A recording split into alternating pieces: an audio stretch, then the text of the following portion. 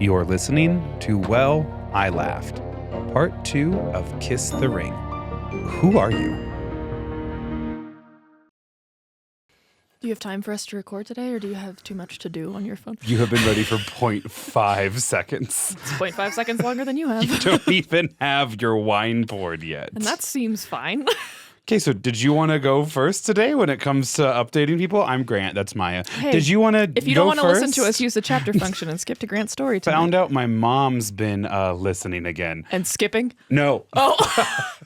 No. Oh, okay. So all that about just get into the story was a farce. Well, I think she's realized sometimes there's pretty good gossip here at the start of it all. Is. Not to make that like a sales pitch for why you should. I think that is actually the only reason why people listen. Yeah, if I they get listen. that. I get that. Watch me now. See what I'm doing. I am opening up tonight's story. So Good. I'm doing it, Mom. I promise. Oh, okay. Anyways, you said when I walked in that you had made some decisions. What does that even mean? What do you think it is? Well, I think you're going to maybe go pursue your master's degree. You just seem so sad about the decision that you've made. I'm not I signed up for High Rocks. What is that? Let me pull it up. It's awful is what it is. I don't know why I did this. I was High Rocks events in order. I've been playing with the idea of doing High Rocks for a while, but was always I'm not gonna do it alone. I'm doing doubles. And I never thought High Rocks would come to Denver because a lot of people were like, they can't come to Denver because people will kill themselves at this elevation, which I still think is true. But unfortunately, the barrier to entry was a lot higher when it wasn't in Denver. And now that it's in Denver, it's objectively the cheapest it'll ever be for me to do. I'm so wildly unprepared. And yesterday I was like, should I sign up? And everything's sold out now except for singles. So I was like, gotta do it by myself. Word for word up to right now in the story, my exact thought process on getting my doctorate. I guess I'll just sign up for singles. I don't know. I don't know, dude. Barrier of entry feels low, but also still very high. Very high. Very high. So I was playing around with the idea, seeing how much it is, all this stuff, and it's $200-ish to enter. And I was like, do I do it? And Casey was like, yeah, you should do it. And we were at the beer garden, and I was on my second beer, and I was like, I don't know, I just know, if I wait too long, it's gonna be sold out, and then I'm gonna be upset. And he was like, just do it. And I was like, and it's also really expensive. He was like, of all the stupid shit you spend money on. That'll do it. That'll do it. She'll be pissed, but that'll do it. I can't believe you're hedging so much on spending this. And I was like, you son of a bitch, I'm in. So anyway, it's you do a bunch of running between all of these events. You run a kilometer. So I think in total it's 7 or something kilometers. You do a 1 kilometer run, and then you do 1,000 meters on the ski erg, and then a 1 kilometer run, and then a 50-meter sled push, weighted, and then a kilometer run, and then a sled pull for 50 meters, another kilometer run, burpee broad jumps for 80 meters, another kilometer run, 1,000 meters on the rower, another kilometer run, farmer's carry for 200 meters, another kilometer run, sandbag lunges for 100 meters, and then another kilometer run and 100 reps of wall balls. What do you win at the end of it? Do you avoid getting drafted into the Hunger Games, or what is this? It's just a physical challenge. Oh, great. Okay, cool. Well, why did you run a half marathon? What did you win?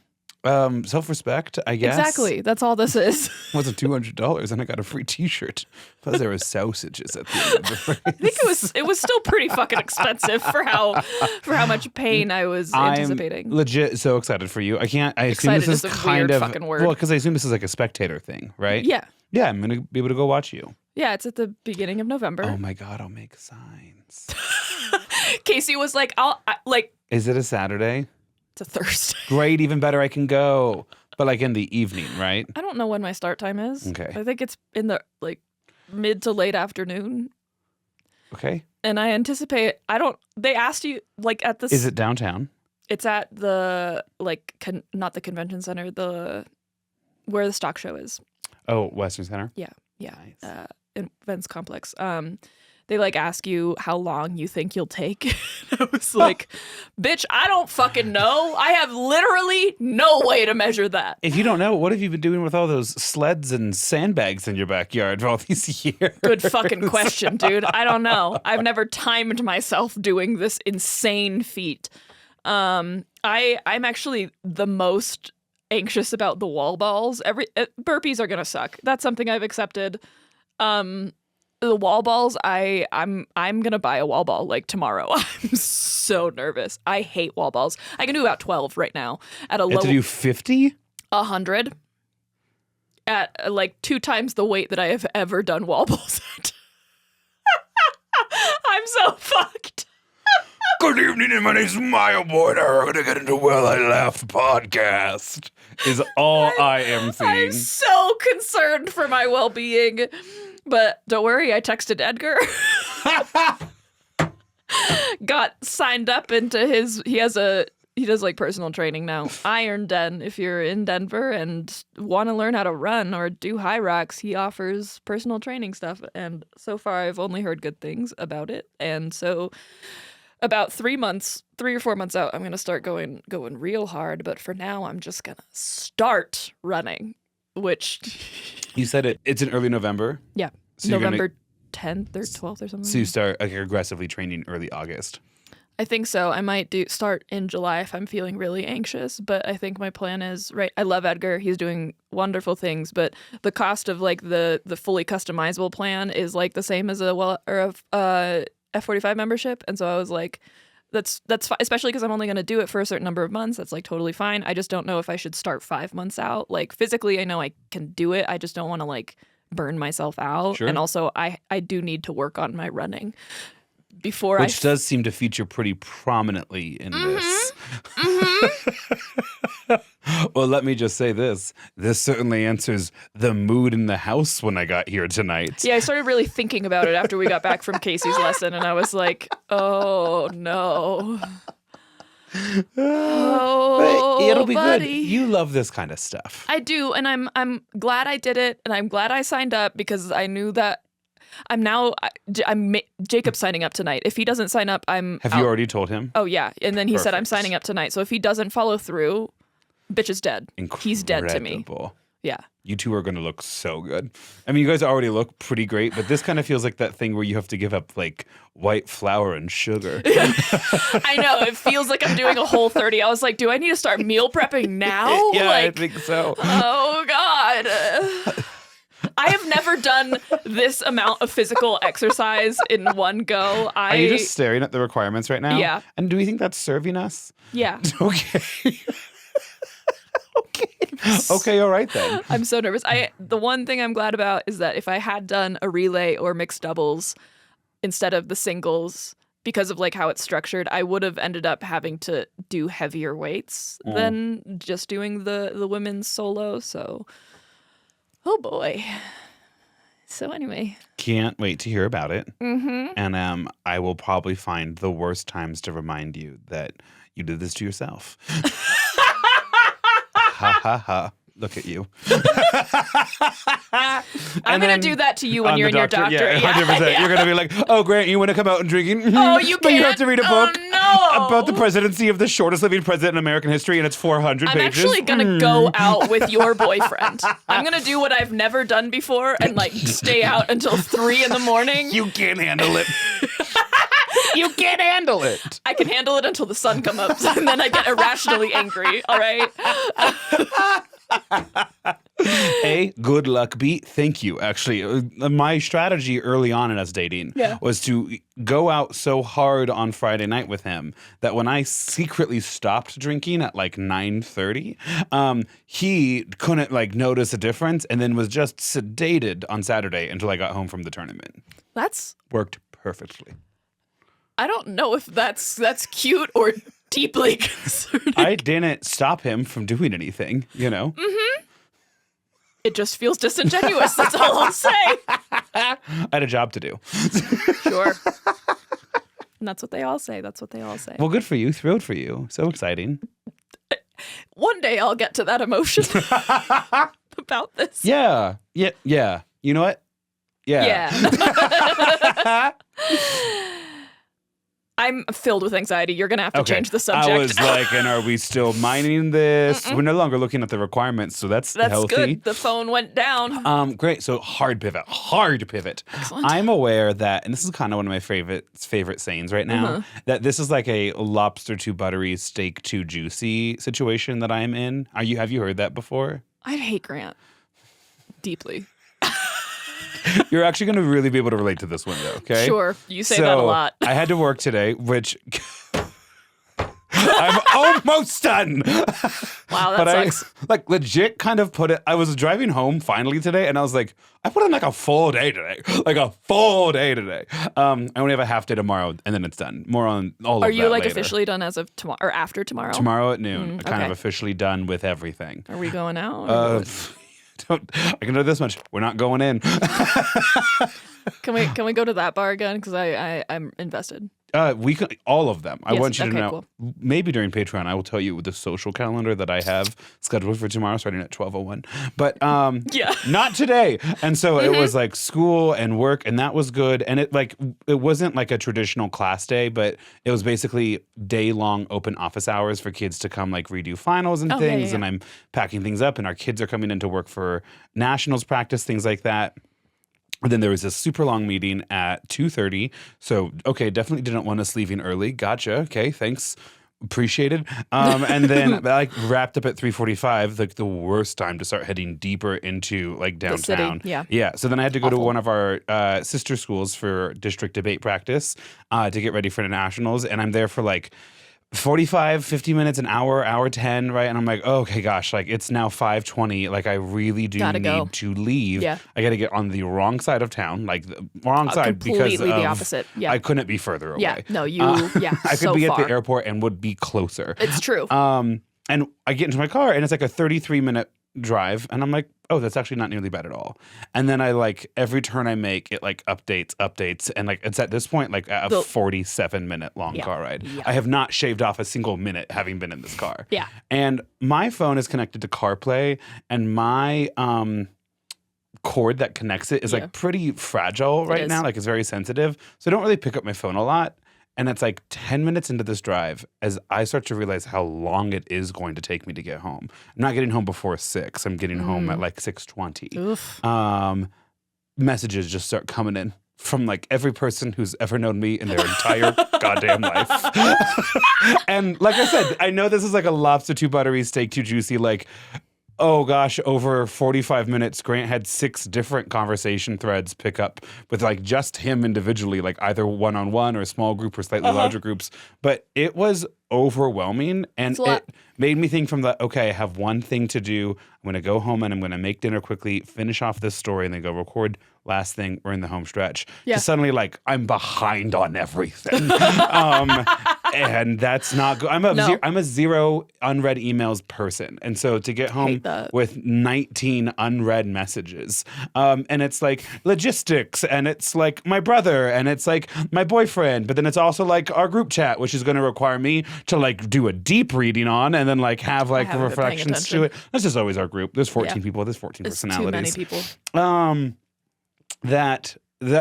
By the time I was cooking dinner, I was like, okay, like hate this. And then put together dinner, did like a very quick like pasta bolognese on like a homemade pasta as I like finish off the story, and it's like coming together, and I'm not drinking wine, but I'm like, it's okay, like I'm gonna have a little drink later, and it's like going great. I'm so jealous. And pasta sounds so good right now. Well, ground pork, hamburger, tomato sauce, good tomatoes, okay?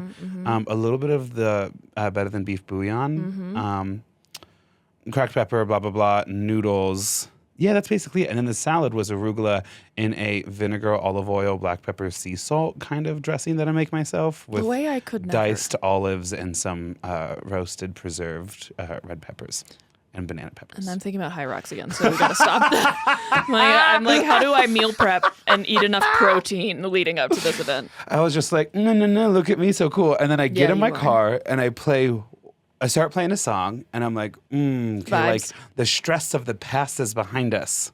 Phone call. Oh, okay. So can't ignore that one. Hey, how's it going? Blah, blah, blah. Okay. Yep. So conversation's wrapping up. Oh, so sorry. I actually have to hang up right now. My assistant principal is calling.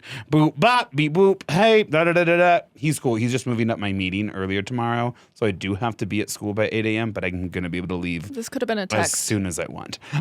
Yeah, but like I'm being flexible, and he was nice. He was trying to be nice about that. He was like, hey, thanks. Like little like table touch kind of moment. Anytime anyone calls me and it could have been a text, it brings me irrational rage. Understood completely. But so then I pull up to your house and I go, okay, man, well, I'm just getting to where I was going, so I'll talk to you later. Like door open, in we go. So really thrilled to be here, blessed by, and because it's a lot of people too who are like, I know you're on summer break soon, like would love to get on your calendar, like let's do dinner, like let's go, blah, blah, blah, let's do a patio thing, let's do, so blessed, so blessed. Leave me the fuck alone right now. Speaking of a patio thing, we do need to do that. No, I know. We have a bunch of wood. I want to do one this weekend because it'll be for like a bonfire situation. Yes, obviously. God, grow up. Well, it's just like you said patio, and I'm like, oh, are you gonna build one? Like, what are you talking about? I don't have the energy, y'all. I'm tired. I had a meeting today that wasn't actually a meeting. I'm gonna keep this all very vague, but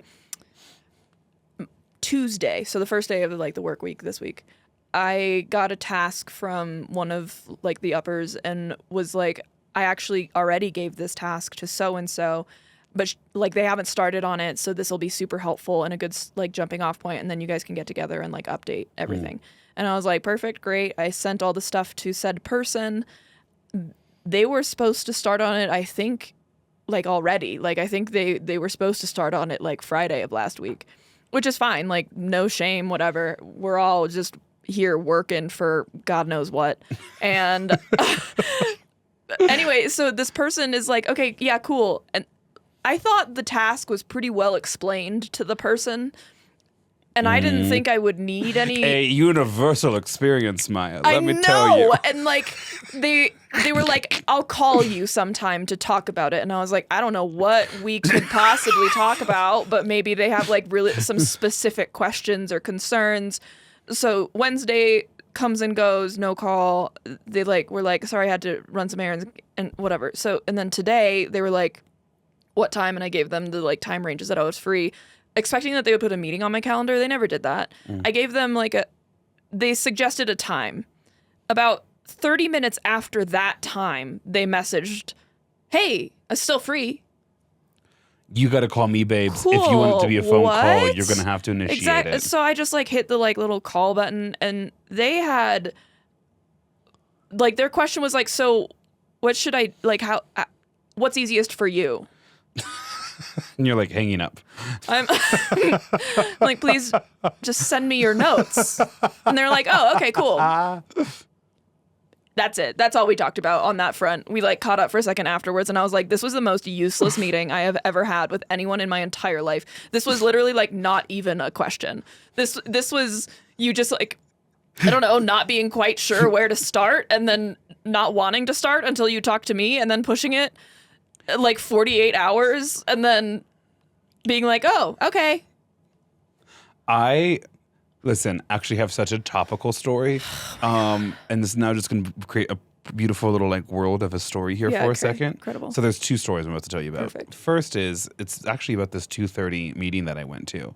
And I'm like trying to be all eager. My assistant principal is the one that's running it. And like, he's a good guy. I like him. I think there's an outside chance that he's maybe our future principal, which I think is good. And also, like, I've never met a potential boss who's in charge of my salary that I have not made love me. Does that make sense? Like, that is... yeah. I thought you were going to say made love too, and I was like...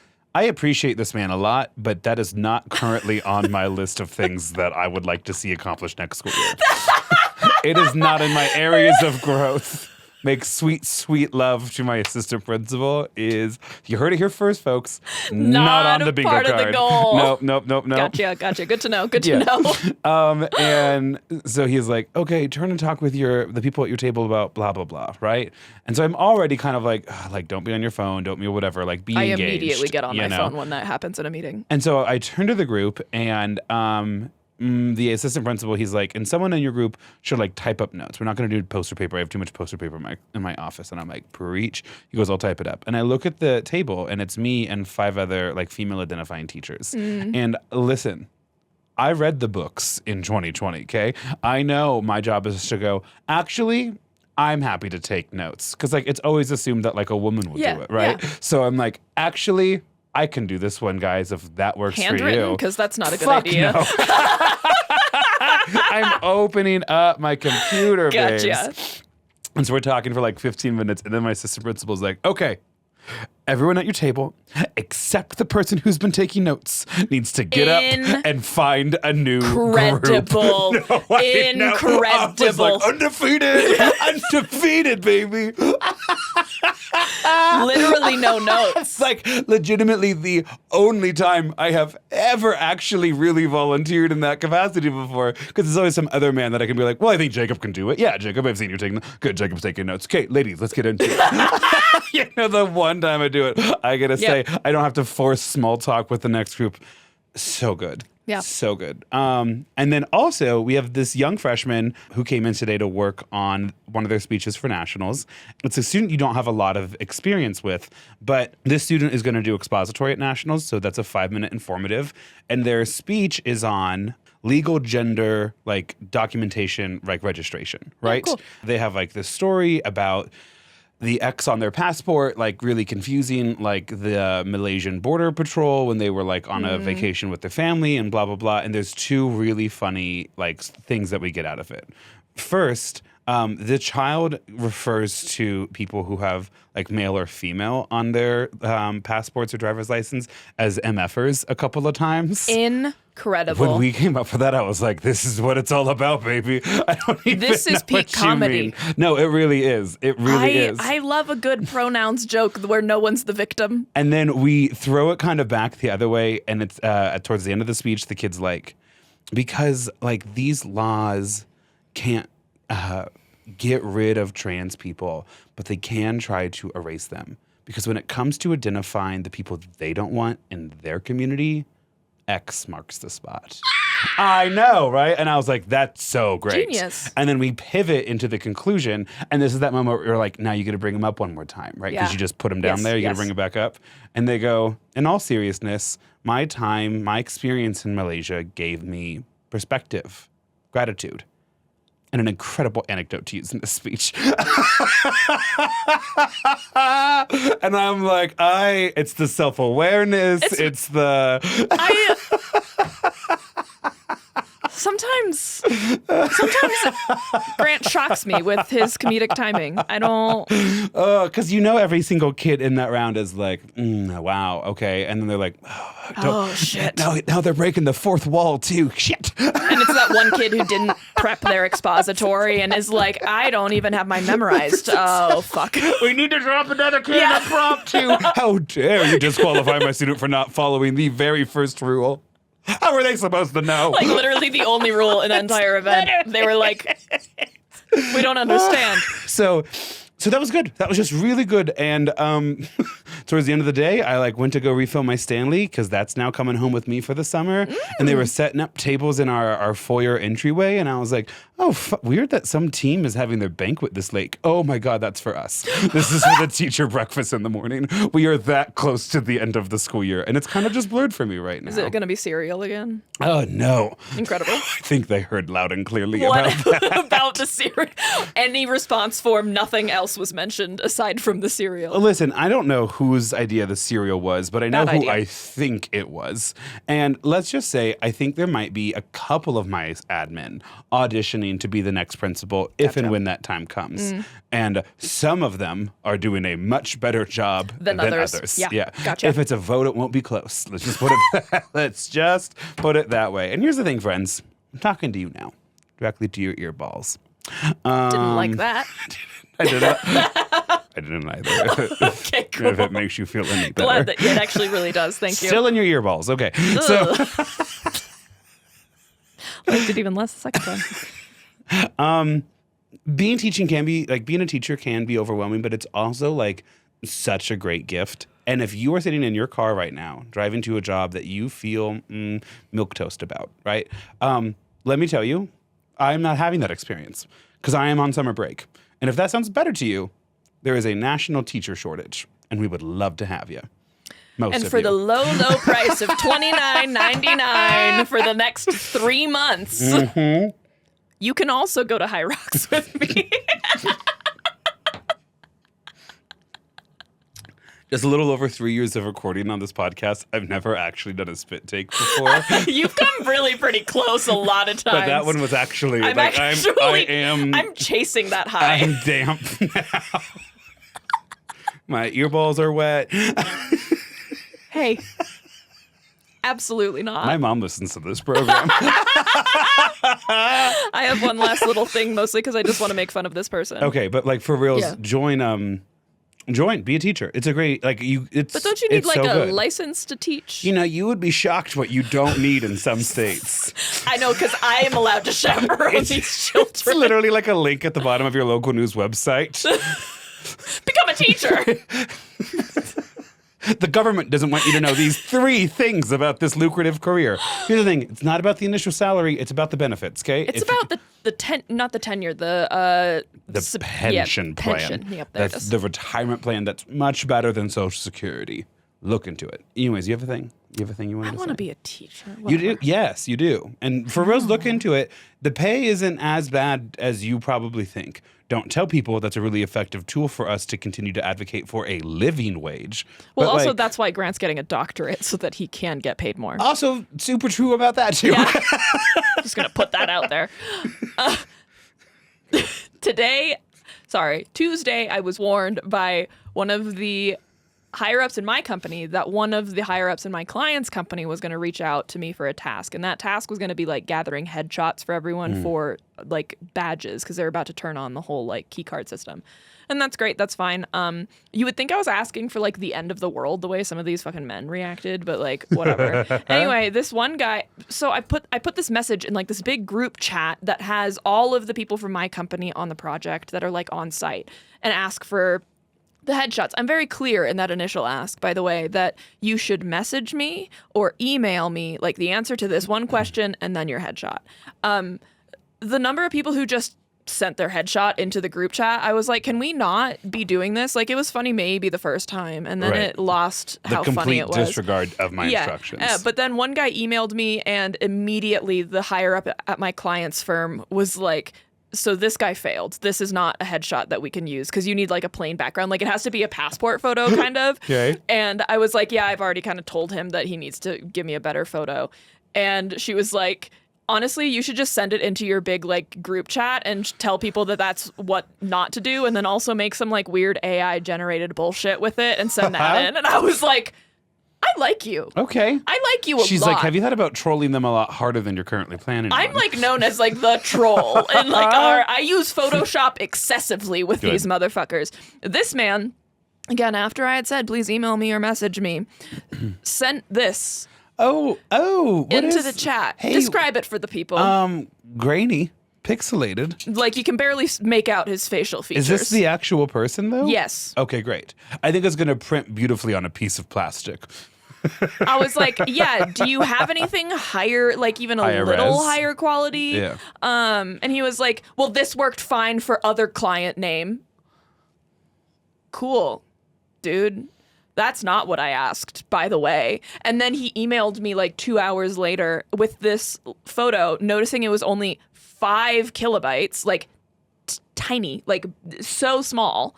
And he was like, I didn't realize how small this file was. Let me know if I need to find a bigger picture. I have let you know. I actually did tell you that. But I responded and I was like, it's up to you. I've told them that if they need a better photo to let you know. But this doesn't feel like a privacy concern. So in the group chat, you should just start keeping a publicly available running list of people who have failed. I literally said,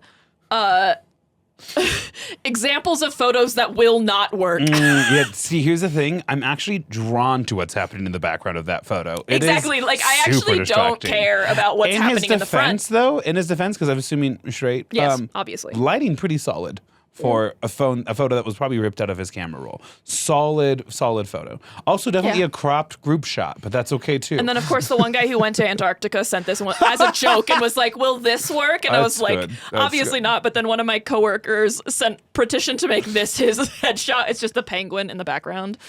There's this thing, I'm going to butcher it. It's not Brandon Lee Mulligan, but I'm going to butcher it. It's this thing on the internet, and it's like the greatest caption you've ever seen. And it's a picture of a woman and a penguin, like in Antarctica, like 1917 or whatever, so it's black and white. Yeah. And it's like, pictured here, so-and-so explorer's daughter and penguin left. Like they clarify which one's the penguin. Who was that? I was captioning the Fred Rogers, Officer Clemens photos, and I was like, do I need to indicate who's who? I feel like it is really pretty obvious. Left. Yeah. One's not, if like race excluded, one's in a uniform. One's in a police uniform. Whatever, it's fine. Left. Also, the other one is famous TV character Fred Rogers. Character actress Margot Martindale. I don't know. Thank you for knowing what I was referencing. You regularly get me. I know. You see me. Yeah. Well, that's why you're dating the male version of me. So. Okay. So we're just hard launching the very real truth that we've discovered recently, but it's fine. I'm almost confident that has been said on this grave podcast. The way it's reshaping my view of the world. And that's good. Every once in a while, we get one-on-one, and Grant stares between us like he's watching a tennis match. Because it's always the two dumbest bitches going, exactly. And it's both of us separately realizing what it's like to talk to ourselves. There was moments where I was like, ooh, I see the ADHD. And I'm just like, wow, these two people are pretty special. Shut the fuck up, start your story. Can I get some whiskey before we do that? Do you want some wine? Oh, yeah, I do. Yeah. Here's the thing. Tonight's story should be pretty good.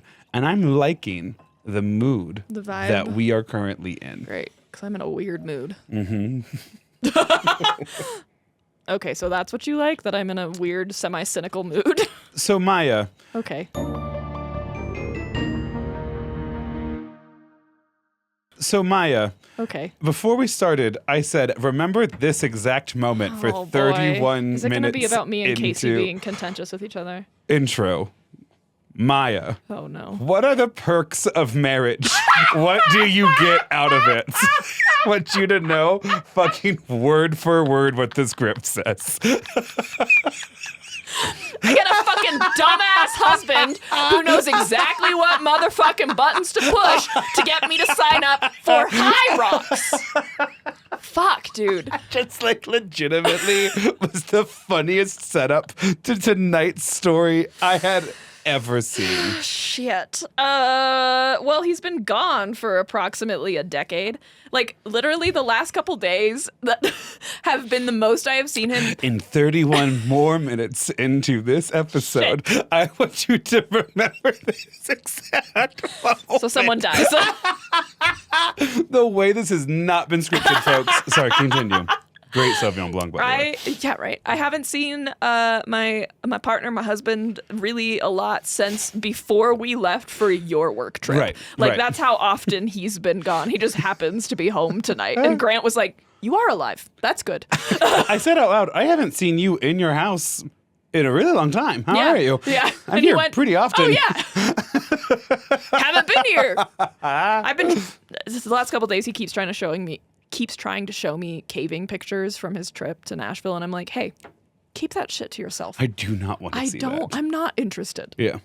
It's great, but anyway. Some people, I'm not going to tell you that. Okay. Things that you get out of it, what are the perks of marriage? What are the perks of marriage? Built-in best friend. Okay. You get a built-in person who gets all your shitty little references and jokes and vocal stems that you just pass back and forth for some fucking reason. What are some of the things that you get out of it? I feel like it's an opportunity to become a lot more emotionally mature than you are in any other relationship that you have. Like friends, there's always that weird, obviously not in our friend group because we're psychotic, but a lot of times with friends, it's like, oh, well, that person pissed me off. Like, and then you just like gripe about it to other people who know that friend and until you eventually one day get over it or don't and stop talking to that person forever. But with marriage, you're like, I fucking hate you right now, but we do kind of have to figure this shit out because there's a lot of legal stuff binding us together. And also I like told a bunch of people I loved you, and that'd be really fucking weird if I went back on that now. And I love you. And I love you. It's also like someone that will like take care. Like you don't always have to be taking care of yourself. There's someone you can ask for help. I don't like the faces that you're making at me. This is great. No, sorry. Last time we recorded 2 days ago, I went home and my boyfriend was spending the night and had made dinner. It was really cute. It was so nice. I'm actually so jealous. Love to cook. I'm an independent man, but to come home after a night of recording and have dinner ready for you. To not also get fast food because I don't want to cook when I get home and then you kind of feel gross. I felt like I really got gypped the most out of this whole situation. Yeah, absolutely. But that's fine. So today we are going to, because the theme is Kiss the Ring, talk about marriage. Okay. What makes it worth it? Why people get into it? This is not... Are you talking yourself into marriage right now? No. And just remember that as the story continues. It's not going to be a rom-com episode. I'm going to tell you a true historical story that happens 500 years ago. Well, it starts almost 500 years ago to the day in France. Ooh la la. So what does that mean, listener? It means I'm not going to get any of these names right, okay? It means that I'm sorry I didn't get these names right. If you didn't know about this person before you heard the story, then don't be mad about me for not knowing the name pronunciations. If you're new here, the one thing you should know is how much Grant detests the French. Language. Like specifically, I think it needs more hard sounds. Sure. And would you go back to deodorant. France? Well, yeah. I mean, for bits. Yeah, for sure, yeah. So not his favorite European country. Does love the baked goods. There's a lot of European countries, though. You know, it's a competitive list. Sure. There's Italy, Germany, Spain, which I've never been to yet, but looks great. Going to the summer. London, which is not the UK, but so then there's the UK. Ireland's there. Prague, if you can find the right lesbian bartender. You know, like... True. So true. All right. So, chapter 1. I'm scared. In the beginning, our story begins in 1524 in a tiny town in the Basque region of Spain and France. So, Basque is... You're thinking of Spain? Mm-hmm. Okay. So, in the north... I love that you're trying to work out geography. I'm trying to help you out so much right now. In the north, and then also to the right is France. Yes. And there's a string of mountains there called the Pyrenees. Yes. Which the best dog comes from. The northern tip of those mountains is Basque region. Basque region is mostly in Spain today, but also is in France. And those boundaries have largely been set, but like... French Republic, fascism in Spain, right? There's been like outside influences. That's why we think of Basque mainly as Spanish today. But like it kind of bleeds over. I'm not going to lie. I'm only thinking of Basque as Basque firing, which I think is a clay thing, but I'm assuming it came from there. I don't know. You know what also came from there? Basque cheese, which is phenomenal. There's crazy lightning happening outside right now. Yes, there is. I just keep seeing flashes of light. Not the fun fact I thought you were going to try to point out about the Basques. There was just another one that I was like, is it raining? I don't think it's even raining. Like, why is it? No, it's 100% storm. Oh, it is? Okay. Yeah. I wasn't sure. Was it raining when you walked in? Like it was starting to. Oh, okay. The fun thing about the Basque region, there's a lot of really fun things about it. Yeah. They're like a fiercely independent, like kind of like almost isolated community. The Basque language does not share a common ancestor with Latin. Whoa. Which means the Basque language was being spoken before the arrival of the Romans, and then it continued throughout Roman occupation. That's not common for that area, right? No, it's actually the kind of only case. Yeah, okay. Yeah. So it's a super interesting region. Yeah. Great food scene. 500 years ago. 1524. Stay with us. Yeah, okay, cool. We're a young Martin, also potentially Martine. I don't know how they would say it in the Basque region of France/Spain. Let's just say Martin. Let's say Martin. Martin Guerre, Guerre, is born to like a low-key, absolutely, completely insignificant family of peasants. Oh, tough. Yep. He has 4 sisters, which is great. The way all of us want to live in like the old timey, like this period for one reason or the other, but we all forget that we would all just be dirt poor. Just like dirt poor, deeply insignificant. And there's totally fine things about that too. Oh, yeah. But I think we have come accustomed to like a DoorDash every now and then, you know? Deeply. I'm actually thinking about what's going to happen after this. Strawberry cake on our birthday, right? Like there are things that we are used to. I could do a whole, Tell me. the type of dairy product you have access to depended on the time of year. Whoa. Yeah. Wait, so, yeah, because you would only get cow's milk, I assume, and like just milk from animals. But then like as like the milk I think kind of changes and like as like the season goes on and then you're like preserving some and so there's like I'm not going to get into it because I've not done enough research, but like this whole period, like food scene wise, fascinating to me. You want to hear this fun little story? Sure, we're only in the first paragraph. Great. I have a friend who has a horse. Shocking, right? I mean, I know all of this secondhand. I haven't talked to this friend about this, but basically the person who manages their stable and like goes in and like mucks the stalls every day, feeds every day, was talking about her horse and was like, I think I saw something move in its stomach the other day. And fun fact about this horse is that the owner has had her for like, I don't know, 4 or 5 months or so by now. And has been trying to get this horse to lose weight the entire time and has not had a lot of success.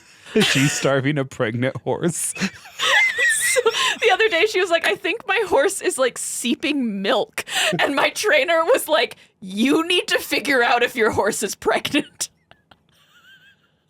I don't know what came of it. I'm actually too scared to ask because I think the answer is probably that the horse isn't pregnant, but I deeply want this to be true. In about 31 more minutes. No, this one's a joke. Okay. This one's actually a joke. The idea of like a prophetic pregnant horse appearing in the story. I would die. But yeah, the concern was that horses usually only seep milk when they're like about to pop a baby. About to have a second horse. Exactly. And that seems cheap. Super easy, super low maintenance. Okay, so Martin Guerre, yeah, it's going to change as I drink more wine this episode. You should just be prepared for that. It's going to be Martin or Martine. He has no respect for these languages. I'm also it's not the part of the story that I think really matters to most listeners, unless, of course, you're in France. Guerre. Okay, so Martin Guerre's family moves when he's like 2 or 3 to this town that we're going to call Artigat, Artigat. Sure. Right. Might be Artigo, right? Things like that. I'm going to say Artigat because that's how my eyes are going to read it. And you're white and dumb. A little bit, yeah. Yeah. Yeah. It's best to just own it. And soon it's going to be Dr. Dumb and White. I'll get a t-shirt with that on it. My favorite little bit that I do not have any right to start doing yet, but I have immediately started doing whenever I'm cooking around my boyfriend, is I grab a knife and I go, it's okay, I'm a doctor. You're like objectively not. I'm going to be using that bit for the next 30, 55 years. 30, 55. How long am I going to live for? How long are they going to stay before we get to paragraph 2? I don't know. So they moved to this tiny little town, Artigat, when he's like 2, 3 years old, okay? Right. Then nothing happens because it's a tiny little French village, right? Until the dream. 1538. He's 14. Don't worry. I'm always going to be doing the math for you this episode. Thank you. Okay? I really need that. Martin Guerre is married to a woman named Bertrande de Rolls. Bertrande. Okay. De, and then Rols. Rols. We're going to call her Bertrand. Martin's 14. Bertrand, probably kind of hard to pin down because, like, it's the 1500s and they're peasants, but she's probably 11, okay? Is one of them a baker? Because I really can't stop singing that song in my head. You should absolutely be thinking about there a village. There goes a baker with his tray like always. It's giving baker with his tray like always. This is one of the stupidest things you've ever done. So good. Sure. So again, record keeping's not great. We're kind of like in the year of our whatever, right? Right. They know the dates. That's great. But it's not like there's a library courthouse downtown where they're, you know. Yeah. So Martin and Bertrand get married in 1538. He's 14, she's 11. They get married? Yeah. Well, the wedding is definitely an arranged one, and we can tell it's arranged for a couple reasons. First, Bertrand is like 11, which is young, even and during this time. Okay, pretty young. Martin to be married at 14, like not necessarily unheard of, that right? makes sense. Like teenage weddings, whatever. Certainly people do wait until they're like very early 20s or whatever, right? But 11 is still kind of young, and it's arranged because Martin's family is kind of looking to get ahead. And Bertrand and her family rich. Own more land. Okay. Right? Kind of like, and people from rural states, you're going to get this. Like, Bertrand's family maybe just owns like some of the better farmland in the area, or perhaps the subway attached to the gas station in town. Gotcha. Right? Like, there's just one step up. Just a moderate, slightly distinguishing amount of wealth. And Martin comes from a family with 4 sisters. And so he kind of needs to be able to pull all of this together. Yeah. So her age is one sign that it was an arranged marriage. Another reason why it's probably arranged marriage, everything we have about Martin, especially in his like early teenage years, the guy's a total asshole. Just absolutely. Iconic. Just absolutely despised by everybody. Will his skin be turned into a book? I'm asking for a friend. No, it's not going to be one of those episodes. Check out the Red Barn episode. I don't remember what we titled it. It was early. It was a great episode, though. I think about that story so often. I'm like, damn, when you are like, wow, I wish I could listen to this song for the first time or read this book again for the first time. I think about what it would be like to do that episode again for the first time. That's interesting. That episode just fascinates me. And I it's think so about it too, funny. and I almost never remember that there's a skin book that comes out of it. Just everything else about it seems so always interesting. remember the skin book first. Yeah, I know. I'm literally so sure you do. So he's kind of an asshole, but he has 4 sisters to take care of. Yeah. Super yucky by 1500 standards. Yeah. And Bertrand seems to be of a smaller family and more in line to kind of inherit more. It's definitely a step up in the world, right? So why did they agree to it? That's a great question. I would just argue that a small village probably also then has a small pool of like eligible bachelors. Right. And maybe Martin was charming to other people, or their dads got along really well. Yeah. But for the most part, he is known as Solon, which is for those of us who don't know what Solon means, it means when we were kind of intentionally silent to be off-putting, right? You're giving like mean girl energy at the table. So I always thought Solon was more sad. It just means more silent and kind of off-putting. I believe it. He's also known as a jerk and a thief. Just important. Not a good. Oh, and lazy. I love that. I love the descriptions that survive Lazy. 500 years. I love the description lazy along with the description of thief. Like that, those two things don't add up to me. And I'm not saying that I would commit crime if I had more energy, but like it would be on the table. Here's the thing, 100%, and that's a good synthesis until you hear the exact thieving that he did, and then you're gonna be I like, want to know what thieving that, it is. That was my next up. question. Yeah, Okay. Yeah. That's 2 paragraphs away. Okay. So we know that Bertrand is probably a little miserable at the time because she's 11 years old and Everyone's she's married. miserable at 11. Correct. And worse, you're married. Right, married to a jerk. But then also, here's how we know that they are miserable. They do not consummate the marriage for like years. Did anyone tell them how? Because they're both so fucking young. It Here's wouldn't the thing. surprise me. I don't think Bertrand is like Bertrand ooh. absolutely did not know. No, I think it would have been a Martin job. But I also think that she's not like feeling a tingling and then being like, Martin, like, I would like to be inside of your skin. Right, yeah, 100%. I think Bertrand's like, the longer we wait, the nearer I am to death. And Martin, and not to get all armchair like psychologist on a person who lived in a society I would literally not recognize 500 years ago, but his jerkness might in part be due to the fact that he's maybe kind of impotent, that there's maybe like some sexual frustrations and failures around that time. I mean, we come at a time where, Crazy to know that of yourself already at 14, by the way. What? That you're like impotent. Oh, well, I think not like impotent in the like I'm infertile, but impotent in the like I can't do this. Okay, like gotcha. not like it's not still like weird to know at 14. Not closeted homosexual. I don't like this, but like it's not working. Shouldn't it be more like fun a than physical this? thing, not a mental. Maybe there's a mental identity. block that's creating like a physical thing, but it's not going well. An interesting element of this is that France at the time was under canon law, which is like Catholic Church law. And if the point of marriage is to procreate and create children for God, and so if you aren't doing that, they give you permission to divorce after a while. You can dissolve the marriage in this situation. And something that's really interesting, Bertrand doesn't do that.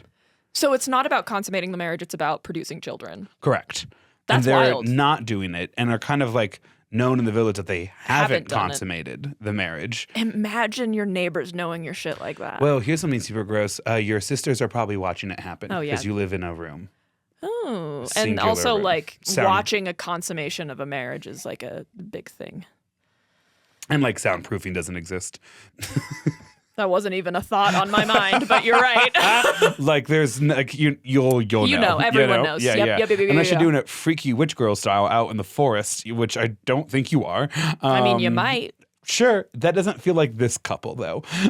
It's fair. So what I'm trying to build here is marriage is not going well, but Bertrand does not pull the like Uno reverse, I got to get out of here, like we haven't consummated the marriage. In fact, they even go to a local wise woman when they're like, how do we solve this? How do we fix our marriage? And the local wise woman is like, yes, my child, first you will go to a Catholic mass where you will get horned up.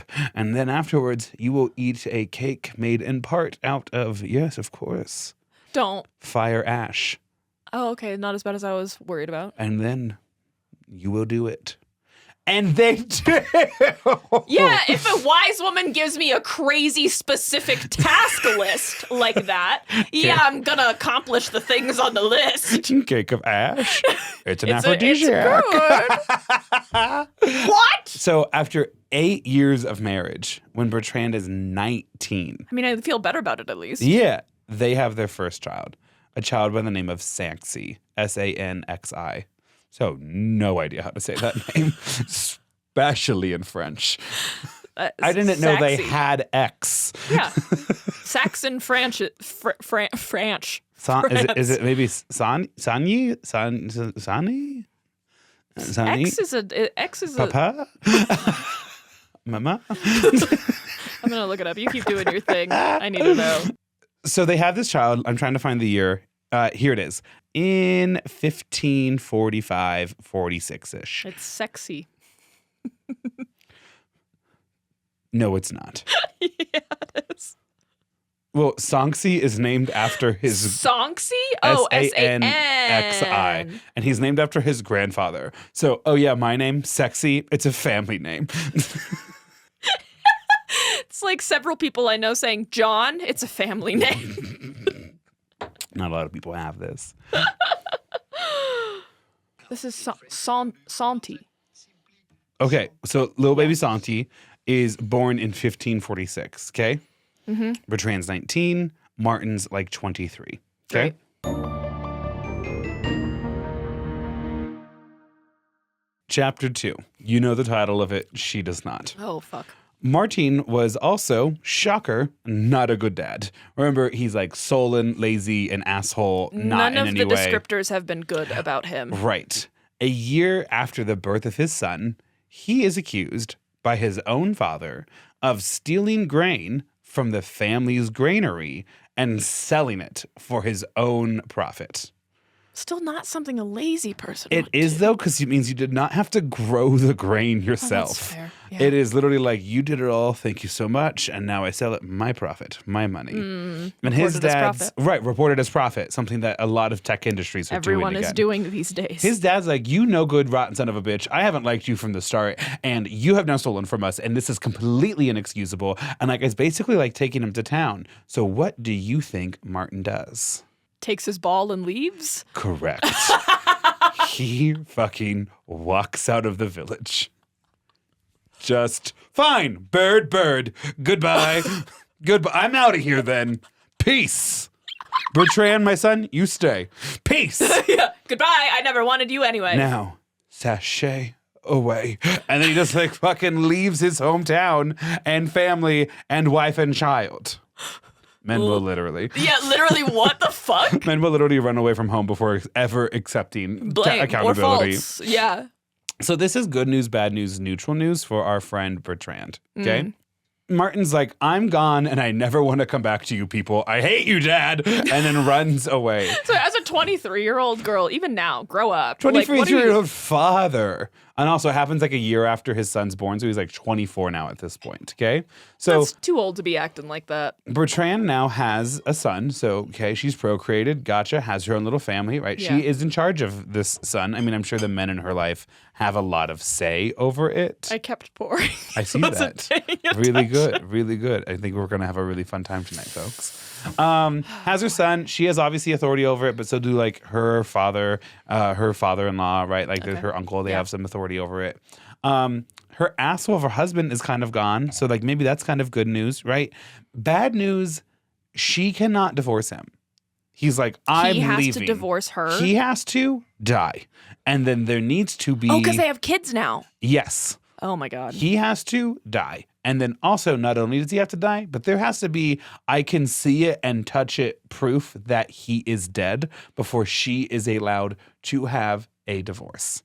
So he can go up to Paris, die of like the plague. Yeah, but she still can't divorce him. She's divorced until she gets his body back there and is like, he is dead.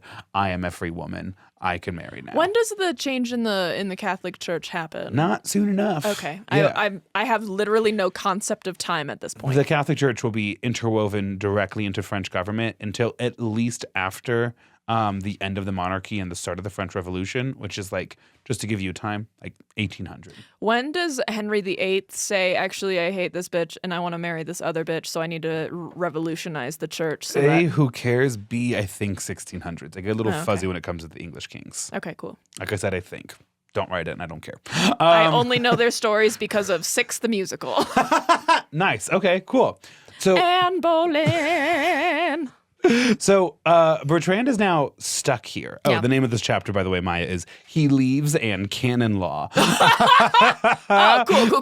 Yeah. Just don't want to like bury the lead or anything. There is a difference between like hearing the stories as a podcast, especially if you've read the description or the chapter markers or anything, versus just getting it live as it's happening. Yeah. It is a different experience. So like I said, good news, bad news, neutral news, right? Asshole's gone. She can't remarry, but she has a kid, right? Like she's in her hometown. She's surrounded by her like parents and still kind of has contact with her in-laws, obviously, right? Through the kid and things. What's super interesting about Bertrand during this time in their life is she appears to remain faithful to him. Like, there are not reports of her taking up a lover, even though... It doesn't seem like she was super interested in that to begin with. That's what I'm saying. Yeah. I'm like, girl might have actually, like, kind of hit the jackpot of, like, having done her wifely duties. So can escape any, like, criticism of that. Nobody needs to come at her after this. Correct. And also, very publicly, he left because not her, right? Yeah. So it's not... And she has no way to prove he's dead. Right. So she's not a difficult woman. She did her wifely duties. He's gone. Honestly, she might be living the dream. Yeah, she like really struck out. Yeah. It's going really well. And again, like not many signs from the historical record about these two people that she took up a lover in this village. I put down just 4 little bullet points as to why that might have been. Oh. Part 1, pretty small village. Yeah. She's like, I've met all of you. I'm so uninterested in seeing any of you naked. And as a person who's connected to many rural communities now, I know for a fact that doesn't usually stop people. But it is a factor. It is a factor to keep in mind. Factor number 2, hard to pass off any illegitimate child your affair might have if everyone knows your husband is gone, you know? Yeah, like, affairs are easier if you still have a husband around, you know? Why? Oh, this baby, I love like my husband, right? Okay, yeah. But a pregnancy 4 years after your husband is gone. Publicly left the town. That's a bastard. So she's not risking that. Right. Yeah. That's a bastard in a town ran by Catholic law, you know? Or she could be like me and had 1 child or no children and was like, that's too much, not doing that shit again. Right. Step number 3, maybe she was sad that he was gone and felt abandoned. Sure. Like, she was like, I'm so ugly, he didn't want to stay. Maybe it's literally just us looking from a modern lens where we're like, women hate all men. Right. Because that's not how I would feel. Step 4, maybe she just wasn't super into sex, which makes sense considering it took 8 years to conceive and hygiene at the time. Yeah, like, I mean, I wouldn't be either. I'm not now, yeah, so. I super would not be into that at all. Sure, Jan. This is because it's set in the 1500s, there are so few photos, obviously, like of that time. Like there are like literally photos. no photos. But there's also like not a lot of like paintings or depictions, yeah. and all of the stuff that we do have comes years later. So we have this depiction, which was created years later. And what I think is really funny is this is Martine and Bertrand on their wedding, and Bertrand just doesn't look like she's 11 years old in this photo. Bertrand has a full rack at Thank this point. you. I was like, I can't say it, but Maya will say it. Maya will be like, I don't know boobs. why you bring me near your students, honestly. I clearly have no fucking filter. Yeah, she is so not 11 that it's actually comical. Yeah. She looks like at least a teenager, like 16, 17 at the minimum. So Martine leaves in 1548. And then in 1556, 8 years later, he returns. Bitch, why? But also, like, God, that sounds nice. If I could come back to some of my responsibilities in 8 years, I could do 7.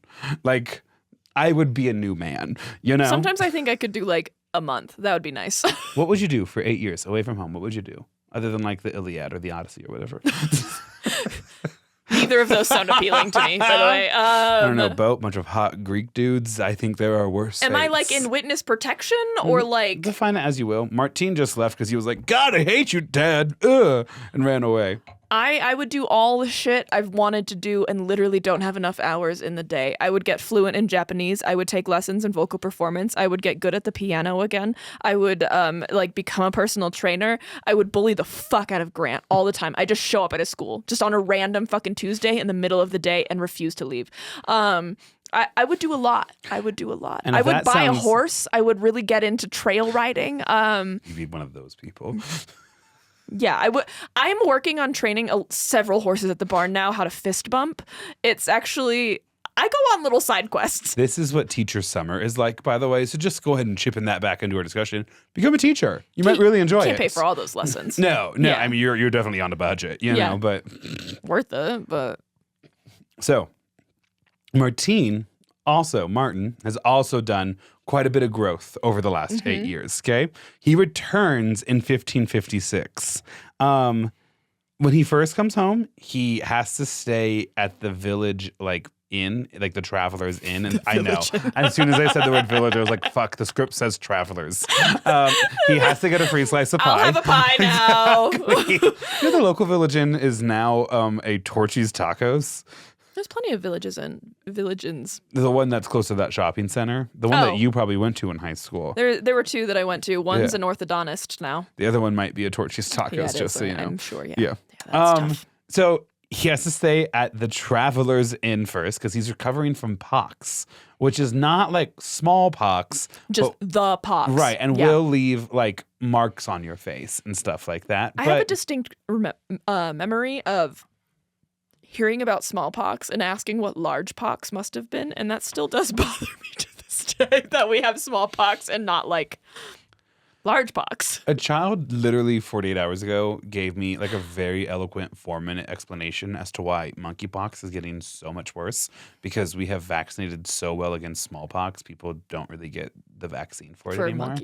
And I was like, oh, okay, well, that was super compelling and largely unprompted, but thank you. And now I'm like weirdly kind of concerned. I guess hashtag bring back smallpox. I don't know. So he's staying at the Travelers Inn. People come visit him, and they include like his wife, Bertrand, his 4 sisters. I'm trying not to say daughters because they're not his daughters. They're his sisters, yeah. Right. It's a dependent that's a female. Yeah. Yes. His father does not come visit him because his father is dead. Oh, is that the only reason he came back? No. Okay. I think he was ready to be home after 8 years away. I think he left when he was 24. He comes back when he's 32. He's a changed man. Much more reasonable age, by the way. But he's like 5 years away from death at this point. I mean, basically. His father is dead. His uncle Pierre has married Bertrand's mom. So he now has an uncle's father-in-law situation. So small village France. So small village, period. He had apparently been fighting for the Spanish army for part of that, which is not unusual because he's like a Basque person, right? So like they kind of like border both of the regions. And he has come back like a better person. He has done what no one who has ever taken a gap year does, which is improved his personality and become easier to spend time with. I love all of my friends who have studied abroad. All of you. Go ahead. You are annoying for a little bit afterwards. Martin, however, not the case. So he comes home. He has stories to tell. He's a better father to his now 10-year-old son, because he left when he was like 2. He and Bertrand almost right away like rediscover the spark that was just there at the end of his first time and have 2 kids in I would 3 read that rom-com. years. Right? Write that story right now. He comes back and it's a little bit like of a Mamma Mia situation, I feel, you know, which is kind of complicated, but like he's nicer. Like he is a better father. He has stories to tell. He's had some worldly experiences. Yes, he comes back and is like a person that like Bertrand is like not maybe proud of is like not the right word, but like he's a good person now. Yeah. The village has changed a lot. Like I said, his dad has passed away. His uncle is now also his like father-in-law. But like basically it seems like all water under the bridge. Like his sisters are glad to see him again. His wife brings him back into the family home. 8 years is enough. How many years do you think is enough time for people to forget their gripes against you? Depends, I think, a lot on the gripe. In this situation, if you were Bertrand or one of the sisters, like how many years? Because I feel like 1 year, definitely not enough. 1 year's like, God, you're fucking back. Like, obviously that was just performative. So I think that's a great question too, in part because it's like very, like how am I performing versus what my true heart is? Yeah. Like Bertrand does not have a choice. Martin is now back. He's going to be in the home. He's going to be the father figure. He now owns her again. Like, that's how this marriage works. Yeah. And so for Bertrand, her only real public option is joy to see him. But also like they have 2 kids and again, the reports don't seem to be that like she's miserable once he returns, right? Like there is this spark. I think this like love is visible. Your question was how long would it take me to forgive someone for what, leaving? Like imagine your brother just says like fuck you all and like dips off the face of the earth, blocks everyone's numbers. Okay. How many years until he comes back and you're maybe not excited to see him, but more than willing to accept him back into your life? I think like 5 or 6. Yeah. I think we got to get away from that initial incident, which feels so confusing for me. Yeah. And like we have to be, if every cell in your body changes every 7 years, there can't be a cell that remembers Griffin that. did ask me to ask that question. Good. I'm kidding. I'm sure he has. I'm fucking kidding. We have notes for that boy. No, I'm kidding. Love my brother. He doesn't listen to these episodes. No. Not the real ones that we worked hard on. No, just the ones that we read from our listeners. In fact, like life ends up being pretty good for Bertrand and Martin. They inherit Martin's father's like farm because he's now passed away, right? So they move into that. They raise one of the 2 children they have during this time period dies pretty early on in infancy, which tough and like super common at the time. But they raise their 2 kids. He becomes a member of the family again, of the community again.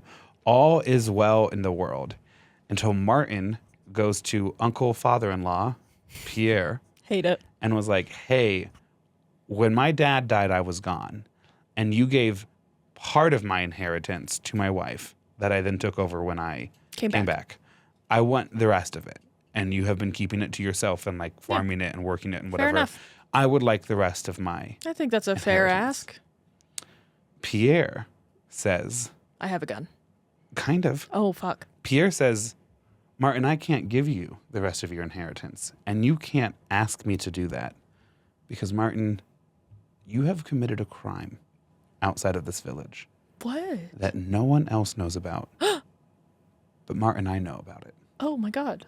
And I will not be giving you the rest of this inheritance. Maya. Does Martin know the crime that he committed? Take a guess as to what crime Pierre accuses Martin of. Murder. Okay. And I was like Muck duck, I think. Is there anything else? Like, aside tax fraud, crazy. Murder or an affair? Uncle Pierre looks at Martin Guerre. What a rhyme. Uncle Pierre looks at Martin Guerre and says, Martin, I cannot give you the inheritance. Because you are not Martin Guerre. What? You are not my nephew. And you have fooled everybody else. But you have not fooled me. There's a reason Bertrand likes this guy better. You can't tell me that bitch didn't see him naked and wasn't immediately not like, it. this isn't not it. it. Not this the is right not one. it.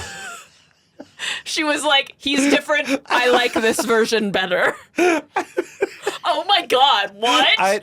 So crazy. Also, it's been so hard in my brain. I'm sure you've been able to see it when I've been delivering. They're like, don't give away the reveal. Don't give it away. There's something going on behind those eyes, right. and I can't ask. Whenever I'm like, sister, daughter, they fucking know. I'm like, I'm trying to say it. Okay. So Uncle Pierre is like, you are not Martin Guerre. I know that you are not because he killed Martin Guerre. There has to be a murder somewhere. In 31 minutes. No, I'm kidding. I'm not, from this point on. That's going to be now totally just a bit. Kidding. In so 31 minutes. Then we'll forget about it completely. Oh, and people 100%. will be messaging us and it'll be like, hey, do you know what's happening sometimes soon? We really have zingers that last forever. And sometimes we think we have zingers. And then last they just for 31 minutes.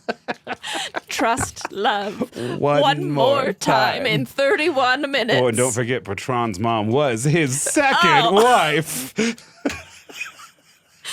Mom jeans. Another one that just so good. That story was so unserious, and so many people actually like deeply disliked that episode because they're like, I could not keep track of all the genes. But honestly, an iconic episode for us. So Uncle Pierre is like, you are not Martin. You are not Martin Guerre.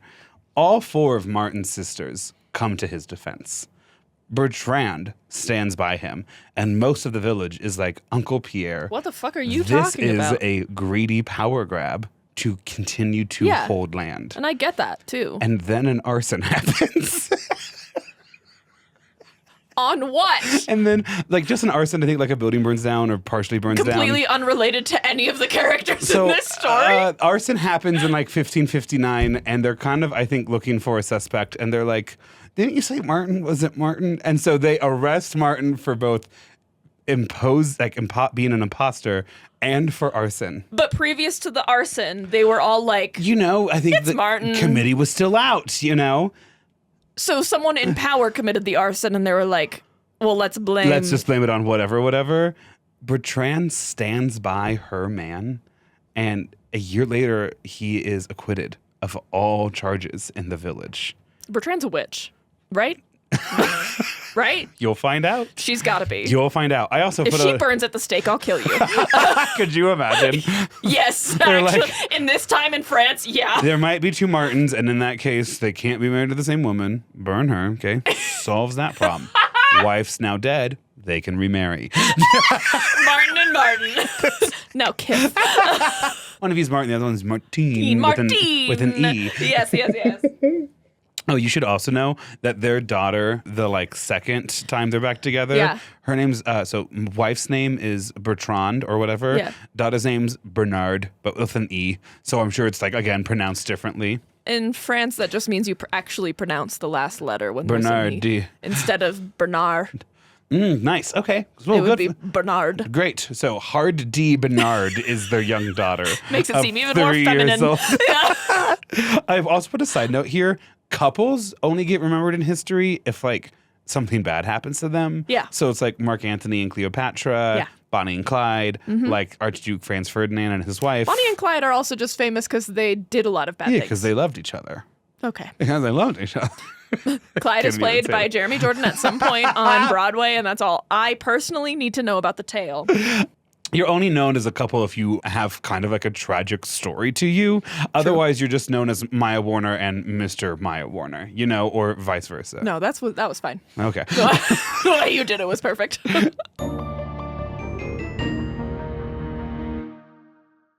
Chapter 3. Nice. I am Martin Guerre. I hope it actually is. I think that's hilarious. Well, good, because the uncle's accusations rock the village.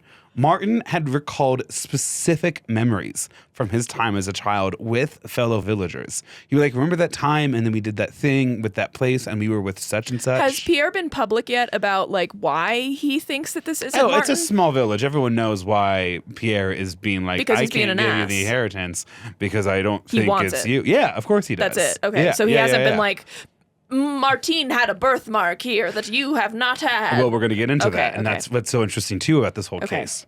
I love when Grant does a little bit of true crime. Like, I love a history true crime. History true crime is my favorite for Grant. It really gets my gears going. Like, Martin Guerre has, even during his time when he was back in like the village, is telling specific stories. There's one story specifically where he was like, Bertrand, if you have not changed anything in our bedroom, then in this drawer in our dresser, when you like pull it, you will find like blankety blank that I left 8 years ago because that's where I always kept it. And it's like right there. You know? It's great. Also something that you could have asked the real Martin about all the things that you never told other people that would prove it was your identity, and you had 8 years to memorize all those things. When you get permission to be a conspiracy theorist, it's like watching a horse run in the pasture. I love being a conspiracy theorist. You should see me watching documentaries. I've seen Spirit Stallion of the Cimarron fucking in front of me right now. Don't come at me with that right now. Just crazy. I'm ready. Listen, anything this person says, I can find a reason why it's not true. His sisters, his wife stands by him. Sure, like the villagers see what Uncle Pierre is saying. Martin returned from his travels like a little bit shorter and a little bit fatter. But he's also like not 24 anymore. Yeah, that's been 8 years. That makes sense. Sure, his hair might be a little different and his face might look a little bit more weathered. There's like questions about like texture and like coarseness and thickness. But listener, I raised you. As long as it like didn't come back bright blue or something. Yeah. Like I had hair when I was 24. And if you do want to look at a picture of Grant and be like, I don't know who that man is, you let me know. Right. I have screenshots. So it's like, we don't need to talk about that. So it's like, yeah, a person who's like spent 8 years on the road, like is probably going to come back with like a little bit of like a stoop, right? And like he is older, like maybe he is like a little bit fatter, right? And also, sure, Martin is a more eloquent speaker now than when he left, right? But he was on campaign. Like he talks about being in these places. I'm also a more eloquent speaker than I was literally 3 years ago. Martin has kind of a somewhat like urban accent to him, but as a soldier, he would have spent a lot of time in cities. He would have spent a lot of time like around merchants and traders. Like his pattern of speak is going to change as he hears more. It's like we adopt vocal stems from each other all the time, you know, and we live in the same region. Yeah. And also super important to remember, there is like no picture of Martin from like when before he left. Yeah. It's not like there's even like baby photos or like maybe you're lucky and there's like one singular painted portrait that survived. Right. But you have to be really rich for that. Yeah. And so to not see someone for 8 years and to just feel like you immediately know how they're going to age, right? Like that's complicated. That's not how memory works. No. Everyone around you is aging at the same time, so you're not noticing it, right? But the argument is like, well, what are we going to cross-reference it to, right? Like, we hear what you're saying, but like, we like the guy. Is his mom still alive? No. Yeah, so that's a done deal. Mom's not alive. Yeah. Dad's dead, right? If Bertrand likes him, it's over for everybody. Correct. The two loudest accusers of Martin are uncle, father-in-law, and Bertrand's mom, so his mother-in-law, who are like, that is not Martin. And everyone's like, yeah, but like you're not like a neutral party in all of this. If Bertrand said that's not him, I'd be more inclined to care, I guess. I guess that my issue right now is that I don't give a shit. Who cares if this man gets the legacy when Pierre and his wife do because they don't want to give up any of the inheritance. Yeah, but that seems like their problem. Agreed. If the real Martin comes along, then we can deal with it. Well, so like what these villagers have to rely on is their memories, and they're trying to test Bertrand. Literally, yes. And they're trying to like test Bertrand, and like he's providing the right answers. Like he's telling them what was going on. They're like, this is proof that this man is Martin. Guerre. And also it's 8 years. Like, even if he gets a detail wrong, it's highly possible that no one notices. Apparently, at one point, authorities sequester Bertrand and Martin and ask them both details about their private personal life from before Martin left. Like when they were 11 and 14. Or up to like 1923. When he left. And they provide near identical stories and like examples. Like their answers match up. What if they're in collusion with each other? Correct. What if Bertrand is like, fuck that guy. Also, he's never coming back because I killed him. And now I've chosen my new lover, and here's what you need to do is pretend to be my husband. I got it. Because then, as the village is like kind of like case closed, like fact settled, a soldier stops in the village on his way home. Oh my God. And he's like, oh my gosh, it's like My friend crazy to be Martin. here. My friend Martin's from this village. And they're like, oh yes, let us go get Martin. And then he's like, Martin died in the war. Better. Oh my God. They were like, I served with Martin in the campaigns in Italy, and then we fought in Flanders in the Netherlands together. And it was outside of Flanders that he got shot in the leg and it was amputated. I don't know what Martin Guerre is doing standing on his own 2 feet in front of me. Even juicier. You can't fake that, even if you wanted to. Grant's dying. Right, think I was like trying to hold it in to get like that last That's sentence okay. in. Incredible. Just a passing soldier in this like tiny little village is like, I know Martin, and I know that that's not Martin. Because Martin doesn't have a leg. A goddamn leg. Even better that like that's not even like I saw him die. He died in my arms. Right. It's like Martin's a cripple. I don't know if we can use that word. Martin's severely disabled. Right, yeah. Like, I saw the leg get cut off. Martin's an amputee. Right. The death thing, like, maybe he was revived later when we, like, left him for dead. Like, you hear stories like that all the time. Yeah. No one regrows a leg. Yeah. You know? Yeah, that's tough. Well, starfish, but. Fortunately, Martin Guerre is not that either. Oh, good to know. And so the entire village is like, what? This is crazy. We just accused that man of arson. So, Pierre Guerre, like... That's awful. I know, I'm so That's sorry. so bad. His uncle takes Wait, him to why would court. his name be Pierre Guerre? Because he's Martin's uncle. But is he Martin's uncle through marriage? No, he's Martin's uncle. He's Martin's father-in-law through right. marriage. Gotcha. Pierre Guerre has been going around during this time trying to figure out who the fuck this man is because it's not Martin Guerre. Hilarious. And my farm depends That on it was literally just him being like, no, you guys. it's literally not. And Martin's like, Pierre, why do you do this? Guys, it's not him. How could you be confused? This is the Pierre, kind of sit reaction down. I was hoping to get when I got all the fake tattoos of Grant's face at his party. I'm just like, guys, you don't even understand. That man is not real. Pierre, you're screaming, honey. Sit down. It's okay. You're kind of ruining. Wait, but okay. Prior to this, has Pierre said how he knows that Martin isn't Martin? Just that he knows, and he's been quiet.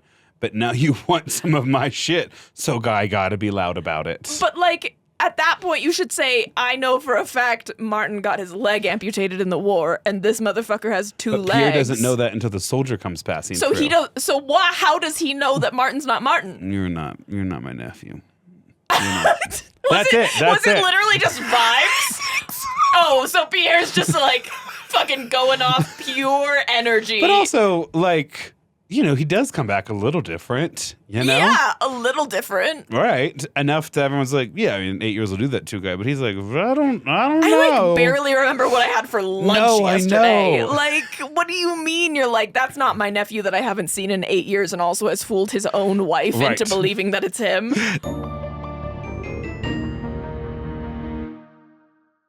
Chapter 4 or 5, I always lose track at 4, this I don't point. know. Say it out loud. I'm a killer, Bella. So, in the meantime, Pierre Guerre has been asking around to try to figure out the identity of this imposter, and he comes to an answer. He believes that the person who he says pretending to be Martin Guerre is actually a man by the name of Arnaud du Tih, Okay. whose nickname is Pansette, which is short for Big Belly. Ouch. Ouch. A man with a poor reputation from the village of T, about 40 miles to the north, which just like the Red Barn episode is so fun to me because it's like, what do you mean? You could drive there if you wanted to, but now no one goes that way. We could drive there for lunch and then still come back and like just keep working. Yeah, at least Americans could, like French definitely could. Yeah. Easily. Well, they're not coming back from lunch. That's a big thing. No, I'm kidding. But like, they just have respectable work hours. Pierre is like, this guy did not just like drop from the sky. Like he has to have some kind of connection to this region. Right. So he's been doing the detective work. Yes. He's like, I think it's Arnaud. He's been Facebook stalking.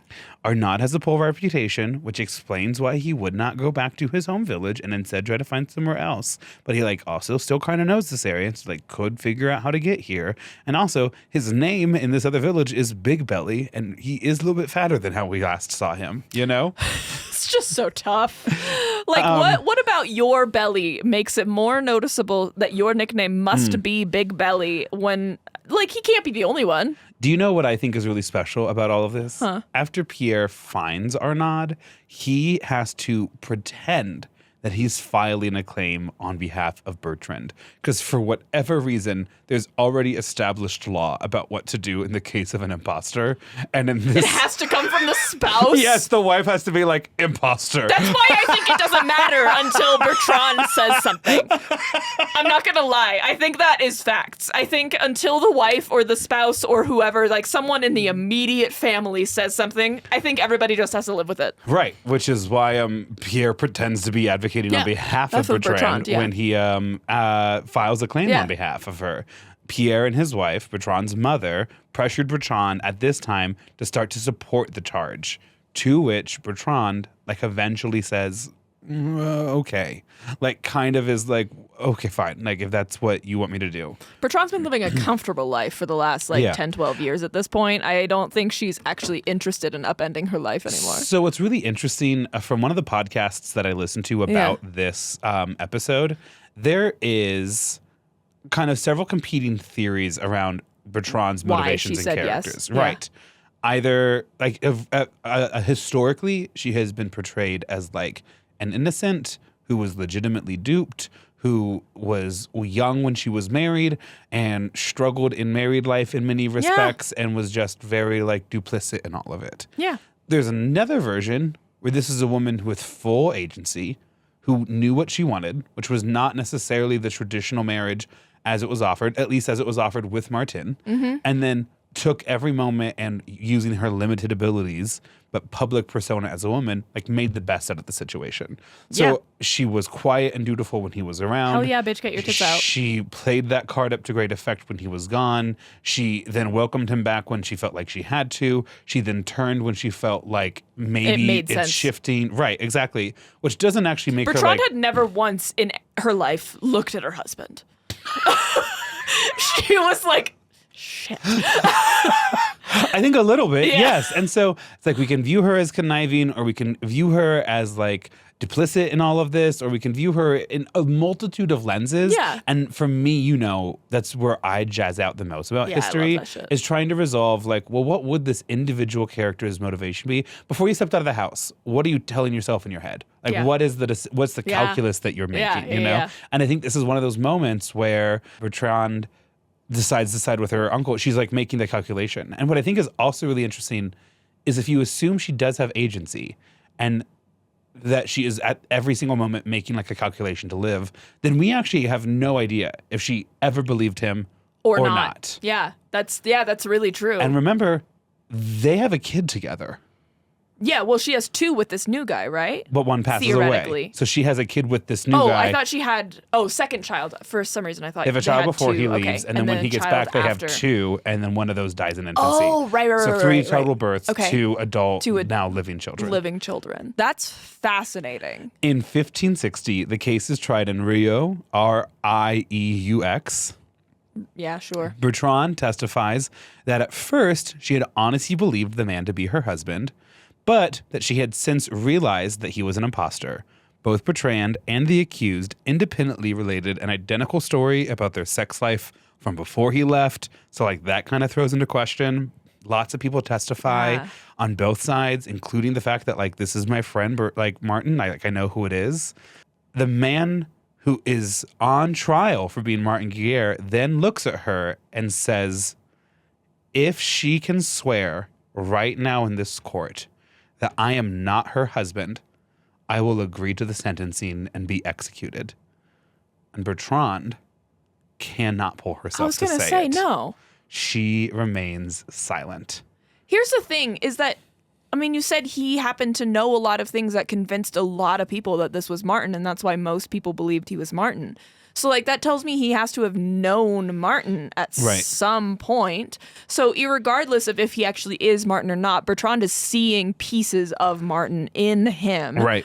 And also clearly seems to not have a huge problem with him. No, and she's playing this game out, too, where if we assume she full agent, rational actor playing the odds, she's like, I went along with my uncle because if this case does fall apart and my husband is found out to be a fraud and I'm on the out, then I'm on the out. So I have to maintain this relationship with my uncle. But also, if she's on the in, like...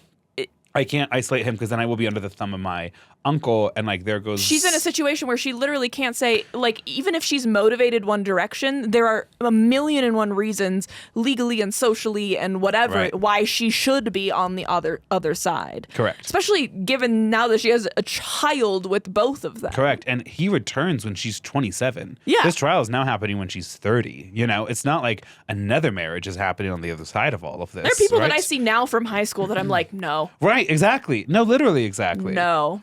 Really interesting. And as a person who lost all their hair and got fat after high school, a lot of people lose all their hair and got fat after high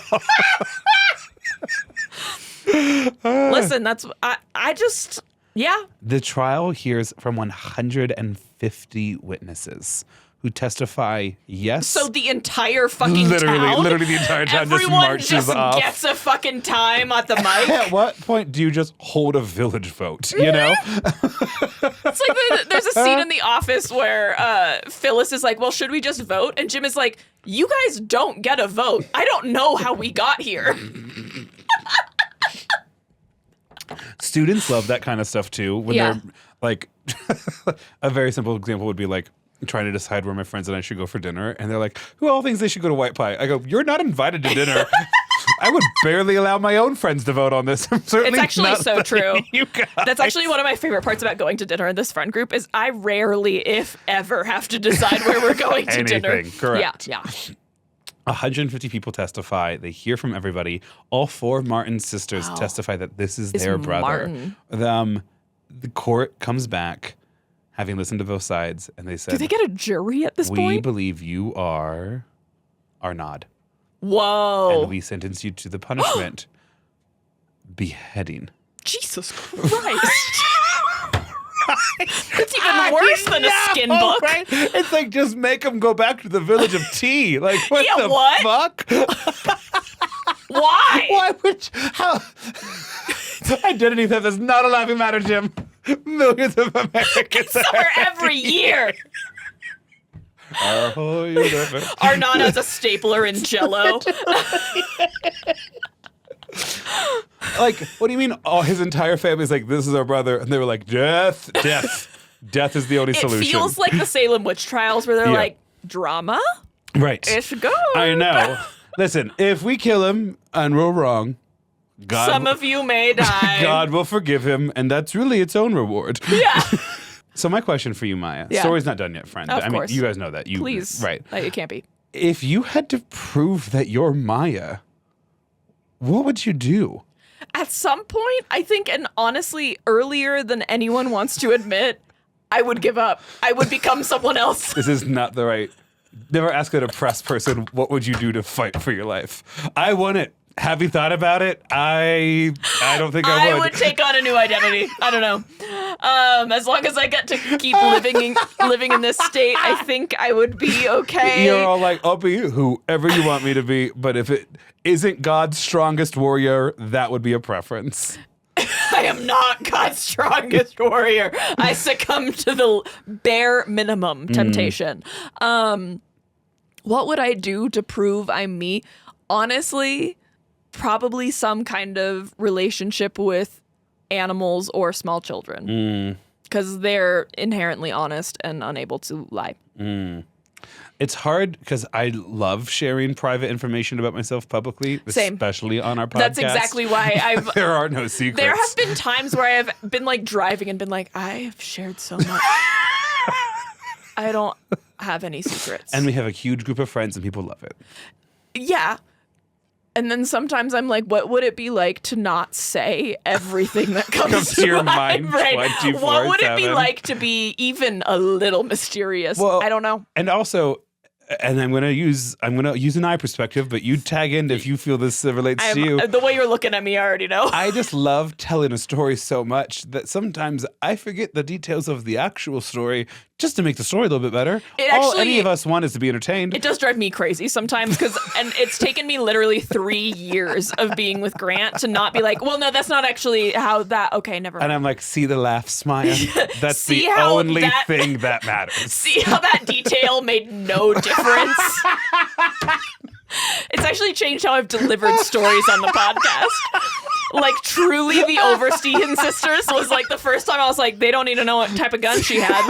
And then one of you fucking assholes commented, I don't know if it was on Spotify or on YouTube, that was like, well, now I need to know what type of gun she had. And I was like, fuck you. Yeah, it's way more about just kind of giving them something that they can go home with, you know? I struggle. So all I'm trying to say is I would have a hard time verifying my own memories. We be knowing. Yeah. So I don't know what I'm doing. Probably either I'm showing them my birthmark or, you know. Birthmark would be a big one. Yeah. Boom. I don't know. Mine's on my leg. Oh, yeah. I have this big birthmark that looks like a cookie. A chocolate chip cookie. I forget about it until people are like, is that your birthmark? There is, and I won't tell you. It doesn't involve you, but there is, so I'm not going to tell you either. I just want to say that now. Okay. There is one secret shared between Jacob, Lydia, and I that none of us have ever told anybody else. And I would have to call them into court and whisper into their ear. Is it something that you guys did together? Yes. In college? Oh. Since I've known you or before? It feels like a before thing. The best part, and I'm sorry, this is going to prime the pump and this is the last detail. A key word is Dank of America.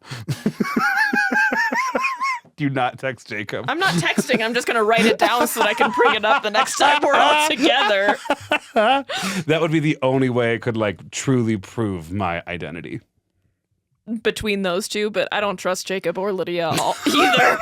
If either of them got enough of an incentive, Lydia would be in, and by default, Jacob would be in. Yeah. Okay, so he's about to be beheaded. Martin, apparently, potentially, Arnaud. Okay, yeah. I hope Arnaud shows up on the scene. Chapter 4 or 5, and maybe the last chapter. Kurt's like, I have no idea where this story's going. You gotta believe me. Got ya again. The condemned man, a.k.a. Martin, a.k.a. Arnaud, a.k.a. Martin for real, a.k.a. Arnaud. Martin immediately appeals to the Parliament of Toulouse. Officials arrested Bertrand and Pierre. So Martin's like, I'm appealing this. Officials arrest his wife Bertrand and Uncle Pierre. So, but do they have to appeal it to a higher court? The higher court is like the government of Toulouse. Oh, like okay, it's kind of that situation. Okay. And Bertrand and Pierre are arrested on the charges of false accusations.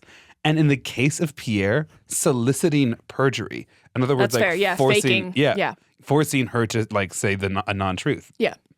Martin eloquently argued his case, and the judges in Toulouse are tending to believe his version of the story, that Bertrand was pressured into perjury by her greedy uncle, who has a financial interest in Martin being found a fraud.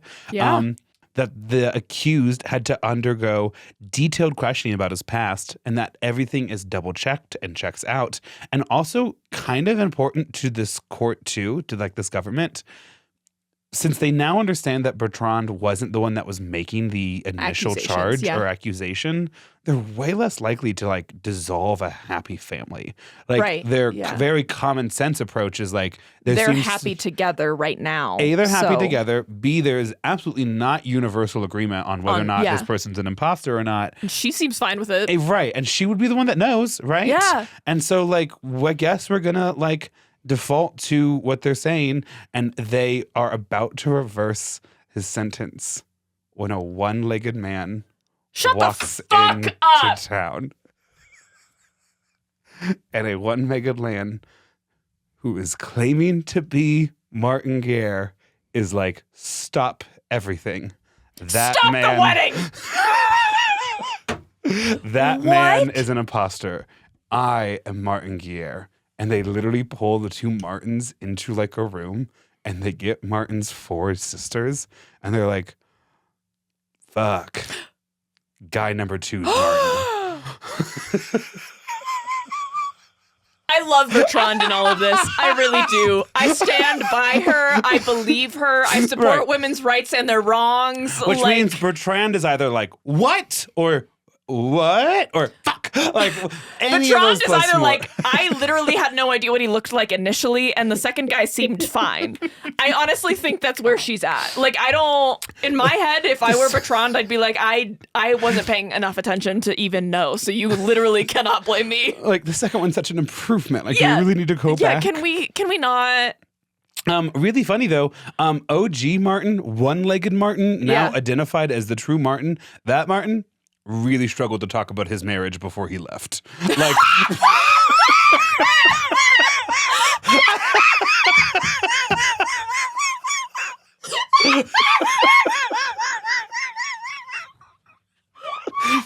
like if they were, if all 4 sisters.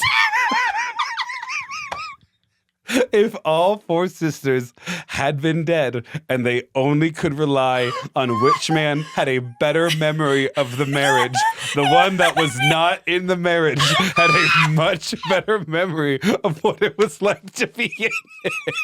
The way the first year after Casey and I got married, he could not, for the life of him, remember our wedding anniversary. It took someone else entirely to make some weird connection. Now he remembers it. So, listener, I want you to imagine this. Casey and Grant are now competing to be Casey. The way Grant would have won that war in the first year of our marriage, fucking hysterical. Martin's like, oh, okay, so and Maya's like, I don't know, it's super hard to tell, but I know one of them's not mad when I eat the cheese they buy at Costco just whenever. So I think that one's my husband. That one's my husband. The one that leaves me alone and lets me read my goddamn book in peace because he's gay. I don't know which one's my husband, but I know one of them once was eating shredded cheese out of the fridge at night when I was trying to have some shredded turkey, and that's the one I want. One of them always buys QP mayo for me, even though he can't say it correctly. Well, Casey does that too. No, I know. He's a pretty good guy. No, he's all right. But isn't that fact just like chef's kiss beautiful? Literally, I have no notes on that. That's so fucking funny. Incredible. One of many things I hate about the modern era is now we have DNA testing. It makes these crimes so much less scandalous. And I love the science behind it, and I do appreciate that now we can, like, bring people to justice, right? But, like, the idea of someone being like, well, look at all that blood on the floor. Let's mop it up. It's an eyesore, instead of, like, let's test it to see whose it is. And in this case, not being able to be like, who's actually biologically related to the sisters? Incredible. Because there's no way to prove realistically. So eventually when the two men are together, the one with the worst memory and only one leg, everyone's like, yeah, that's the real Martin. That's probably Martin. That's the real Martin. Are they able to, all of them are like, oh, that man is Martin. Bertrand, the 4 sisters. Oh, Bertrand too. Bertrand, 4 sisters, Pierre, and mom of Bertrand all are like, yeah, okay, this is the real Martin. Do they look alike? Like enough. Okay. Like, I mean, like, no, but yes. You know, like, you got to remember, like, this time period, you know? I don't need photos. No one has any Memory Instagram or anything. Memory from 8 years ago is crazy. Yeah. I mean, like, enough. People aren't, like, shocked that this could happen. That's the I can't believe these two totally different looking people were mistaken for each other is, like, not the headline of the story. There's a sentencing hearing where Martin, now formerly known as Arnaud, maintains his innocence. And the court's like, okay, but you're not, and so we're going to sentence you to death. and he gets sentenced to death. And after he gets sentenced to death, he was like, "Yeah, I'm Arnaud. I'm Martin, and I'm sorry for like the mess I caused people, but yeah, okay, you got me." He like apologizes to. The title of this episode has to be "Trust Me, Bro." I kind of love that. What do you mean? Yeah, I'm Arnaud. Bitch, don't give up the scoop. Yeah, I was like, I really want to make sure I got that detail right. It's hidden in one sentence. Afterwards, the condemned finally confessed. He confessed. Oh my God. Here's the thing. He had learned about Guerre's life after two men originally confused him with Martin Guerre. Oh, and then okay. he learned about Martin Guerre from them. So he never actually met Martin himself. No. That's crazy that he gleaned enough from those people. See, that man listens. He did. And that's why I think Bertrand probably liked him more. Well, and buried deep into the early insignificant parts of this story is Village Inn. When he first gets to the village, he goes to the Traveler's Inn, quote unquote, to recover from his pox still. What he's doing is he's gathering more information about the village. He's getting people's names. He's getting where they live, their connections, things like that. He is filling in whatever gaps he's able to. Correct. And also, it's a time without like a lot of these people are not writing necessarily things down. There's like maybe a ton of diaries and things. Write if they wanted to. Right. Yeah. So he kind of is able to speak with enough confidence around experiences that kind of largely anyone growing up in a French village would probably have, right? Yeah. There's a harvest festival, there's hills, there's lakes, creeks. Like, it's a beautiful life and in childhood. He's not far from his hometown. No, he's not. And so he understands some of the landmarks and the words that he needs to use. And he speaks so confidently that basically like a Mandela effect happens. And people remember with enough confidence. Have I told you this story about Casey? What a tagline. I don't know. Great. One of the first interactions I had with Casey's parents, I was like, yeah, sometimes he just like lies. And like he believes himself enough that he speaks with so much confidence that I just believe him. And it's really fucking annoying. And Casey's parents went, he's still doing that? And I went, yeah, tell me more. And they were like, one time we were like not lost on the highway, but like kind of lost. And it was before like modern like GPS and stuff like that. And Casey, I guess like little Casey from the backseat went, it's this exit off of the highway. And they said, okay. And listener, it was not that exit off of the highway. And he just like always is like, yeah, I mean, I'm pretty sure it is. Yeah. I've made it so clear to him he needs to change the way he talks about things when he's actually not sure or else. So we've worked on that a lot. But his parents being like, still doing that? Crazy. So is Martin, Arnaud. He's still lying. I think this whole story is just so fascinating, from that ability to create your own life. Yeah. The motivation to do it. The fact that he never met Martin. This is kind of filler because I'm trying to remember what I was actually trying to say. The fact that he never met Martin is the craziest to me. I feel like he had to have met Martin. One court decision that is important that comes out of this is after being like, okay, you're Arnaud and you're Martin. The court rules that Bernard, the daughter of now Arnaud and Bertrand, Bernard versus Board of Education. Right, 100%. Is that where this comes from? That Bernard will be considered legitimate. Oh, because they fully believe that. Correct. In terms of like inheritance and things, and a country still governed by Catholic law. It's also like so prevalent on like public opinion, so that totally makes sense. But like this 4- and 5-year-old who has been raised in a loving home up to this point will not be viewed as a bastard. Which is That's actually like so humane for this time period. I want you to remember that for this next part here. Where in 31 minutes. No, we don't got 31 minutes left. Yeah. The French, gosh, you know, like you hear and read some of these stories from that time period in France and you're like, it's close to a legal justice system, but it's also like a deranged lunatic child came up with it. Yeah, the French especially. Arnaud is again sentenced to death, but this time he will be hung. Why? Why is it now different from beheading? At what point has the crime become literally anything different? He will hang without shoes on and without a hood on. So you'll be able to see his face and I guess his feet, Yeah, which the is shoes seems weird. hugely like disrespectful. And then lastly, and most importantly, Arnaud will be hung outside of Martin Guerre's home. Oh my God. They're gonna bring home Paint one more Arnaud's time. blood over your doorstep to repel the angel of A death. little bit. That is, I think, one of the most punk ass things I have ever heard ever. Martin is like, I don't even know who this bitch is or who her kids are. I don't know who this motherfucker is, but I want to see him dead outside of my front door tomorrow morning. It's like Martin didn't need to leave his house to see like justice achieved. But also at the time when Martin was like verified as Martin, remember he has been gone for like 8, 9, 10 Is he still an asshole? years I need to now. know about his personality. Yeah, Bertrand is like, you're back, Martin. And he goes, you should have known.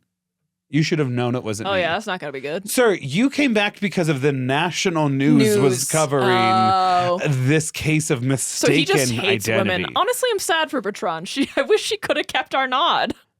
The actual Martin Guerre Yeah. would end up having 2 more children with Bertrand. Jesus Christ. Up until her death, which happened in the mid-1570s. Which would put her at how old? That's a great question. I stopped doing the math at that stage. She was born in 27. Oh, so not old at all.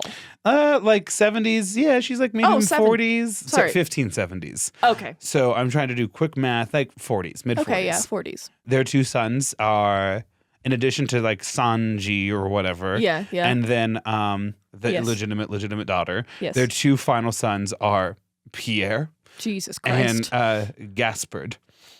No. After Bertrand... Gaspard sounds like a disease, right? Agreed, yes. Okay. Sounds like GERD. After Bertrand will pass away, Martin Guerre will shockingly remarry and have another son who is named Pierre. I hate it. I hate it here. I'm sorry that the story has to end this way. It's turning into mom jeans all over again.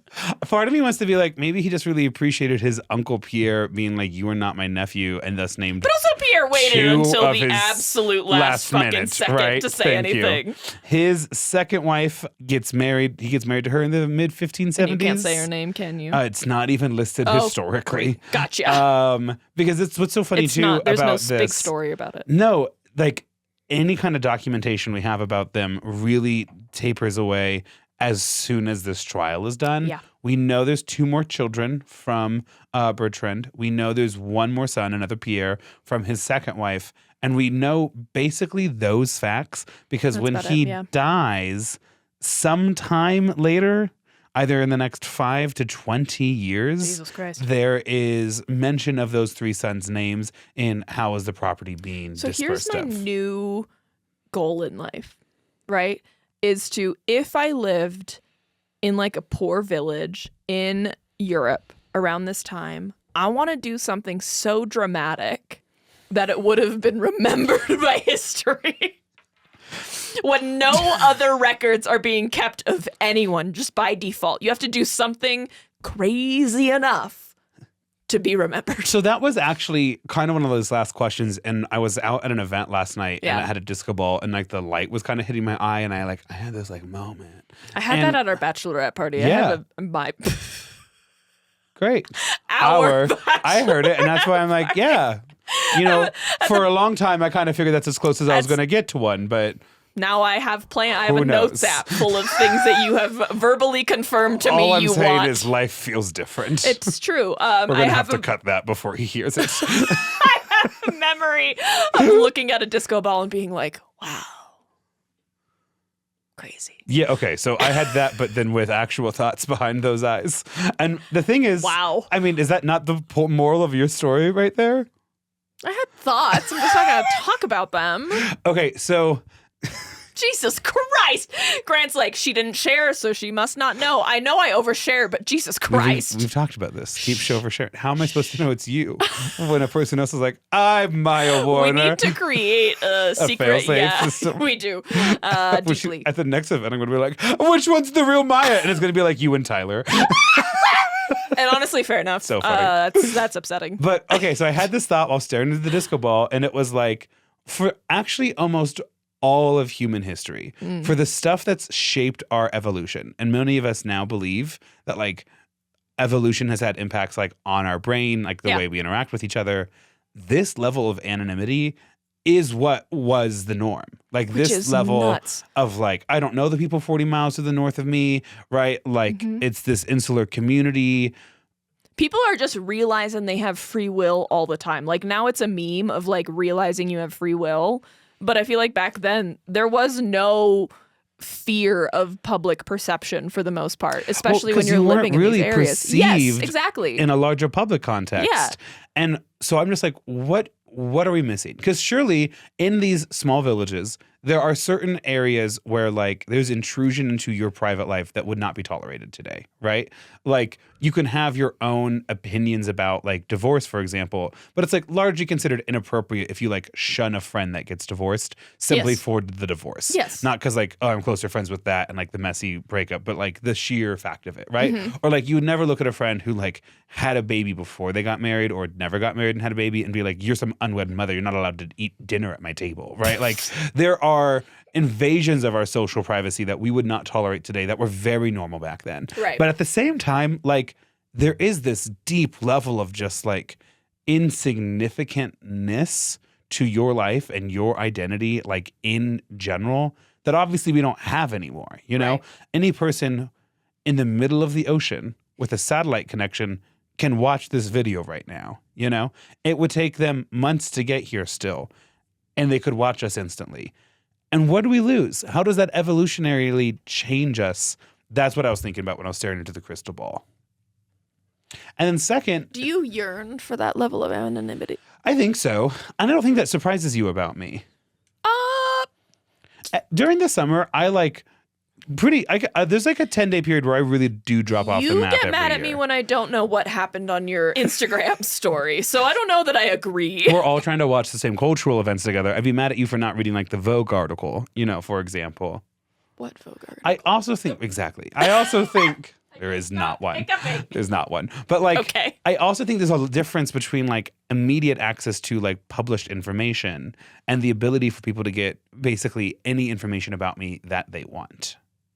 Like, have you ever really Googled yourself before? You'd be shocked at how quickly your email pops up. Yeah. Yeah.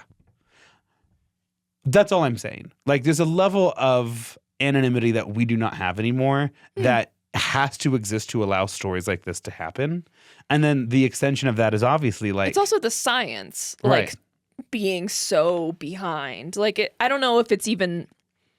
Yeah, I mean, I guess in part that's the anonymity. But, like... I feel like you're prescribing your own fear of data violation to this. Instead of just like, they have my DNA. I literally can't stop hiccuping, y'all. I don't know what's going on. I'm a little drunk. It's so much different from like, I can easily track down where Grant went to high school and to college, but as opposed to... there's a hair at this scene, and I can track that back to who was here. And I don't have like an issue with that. You also don't have much hair, so correct. But like that feels good, and like science, like crime fighting, and like that's good.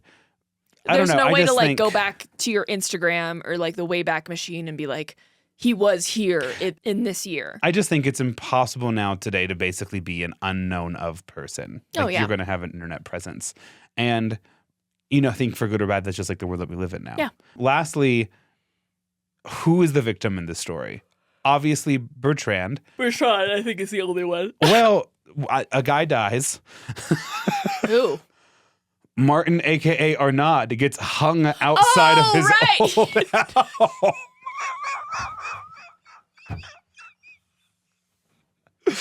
Jeez, you have a memory as good as Martin's. I was like, Martin lived. Who dies? Oh, shit. There was Martin number Martin. 2. Martin 2.0 dies. So he's a victim. Bertrand, I think, gets put in a really tough spot. So she's a victim. Is he technically a victim? Because he did commit the crime. Of what? Love and Bertrand? Identity theft. Sure. It's not a joke, Jim. But it's not like he opened up credit cards in the guy's name. Millions of people in the Basque region of Spain / France suffer every year. Well, also, like, Arnaud showed up and did the job that Bertrand wasn't doing. That's true. A man who like clearly knew where home was, even if he didn't want to go to. So then for a long time I was like, okay, so like the obvious bad guy in the story is the asshole who like left his family when his child was like just born and never returned except like when he himself was a national news story. Right. And then you find out that Martin Guerre, after losing his leg, spent a good chunk of those 8 years living in a monastery. Kind of, and my assumption, being taken care of by the monks. And then this whole moment happens and he gets pulled out of that and then has 2 more kids with Bertrand, gets married, has another kid, is like part of a community again. Went from like an isolated life in a monastery, which like maybe it was good. Maybe that's what he needed to gather. Like maybe this kind of family life was hard. He was doing that because he didn't didn't want to go back. Himself. Yeah. But also, like, if you're fighting in this army, like, I think the decision to leave is wild and certainly calls into suspect, like, your character. But then you're fighting, and it's not unheard of for young people to, like, run away from their responsibility for a little bit. Yeah. But then in that running away, you lose a leg, which severely, like, hampers your ability to make a life for yourself. And now you're like, am I going to return to this family that I've abandoned and now I need them to take care of me? And like, is that going to happen? Or do I stay here in this monastery with these monks and like the last place where I was like fully capable and independent? It just raises more questions. Then like clearly Martin Guerre lived a big life when he got back to his village of Artegat and maybe it was good. That's all I'm trying to say. Martin's legacy is more complicated than just, and boy, what a jerk, you know? Yeah. Great. I don't know that I fully agree. Well, it's hard because, again, like you said, you can't figure out what their true perspective was. But given the reputation he had when he left, and I'm not saying that people can't change their own reputation. God, this is going to be a nightmare to edit. I can't stop hiccuping. It seems like he was taking advantage of a situation wherein he found it was easy to live and survive, and then was kind of taken out of it. Truly, if we're doing it by like assuming the worst, he's taken out of it by his own pride because he doesn't want another man to be claiming that it's him, especially because he's like, I have all these war injuries that I now have that this man doesn't, you know? And so also I have a very low view of men just like right now as a society and also back then at this time frame. I'm team 100,000% Bertrand. Yeah, same. Yeah, and I don't know. It doesn't. I didn't see enough evidence, and granted, there is not enough evidence because of who he was. Doesn't really exist of any character change, right? So I don't know. Yeah, and obviously there's no more knowing to be known. There's no way to know, yeah. But a fun story for Kiss the Ring 2 about marriage and having 2 husbands. And literally coming to town to kiss the ring of your fake wife. I want you to know I was trying to develop some kind of king assassination story, and then this story and it's one of the stories that just comes across your desk. Yeah. And you're like, okay, well, scrap whatever shit I was doing before. It's this now, baby. Hilarious. And here we are. So, what's your next theme? Great question, and one that will be answered because it has to very soon. You remember that thing we texted about when I was in Nebraska? That theme, that 2-parter between you and me? A non-0% chance it's that.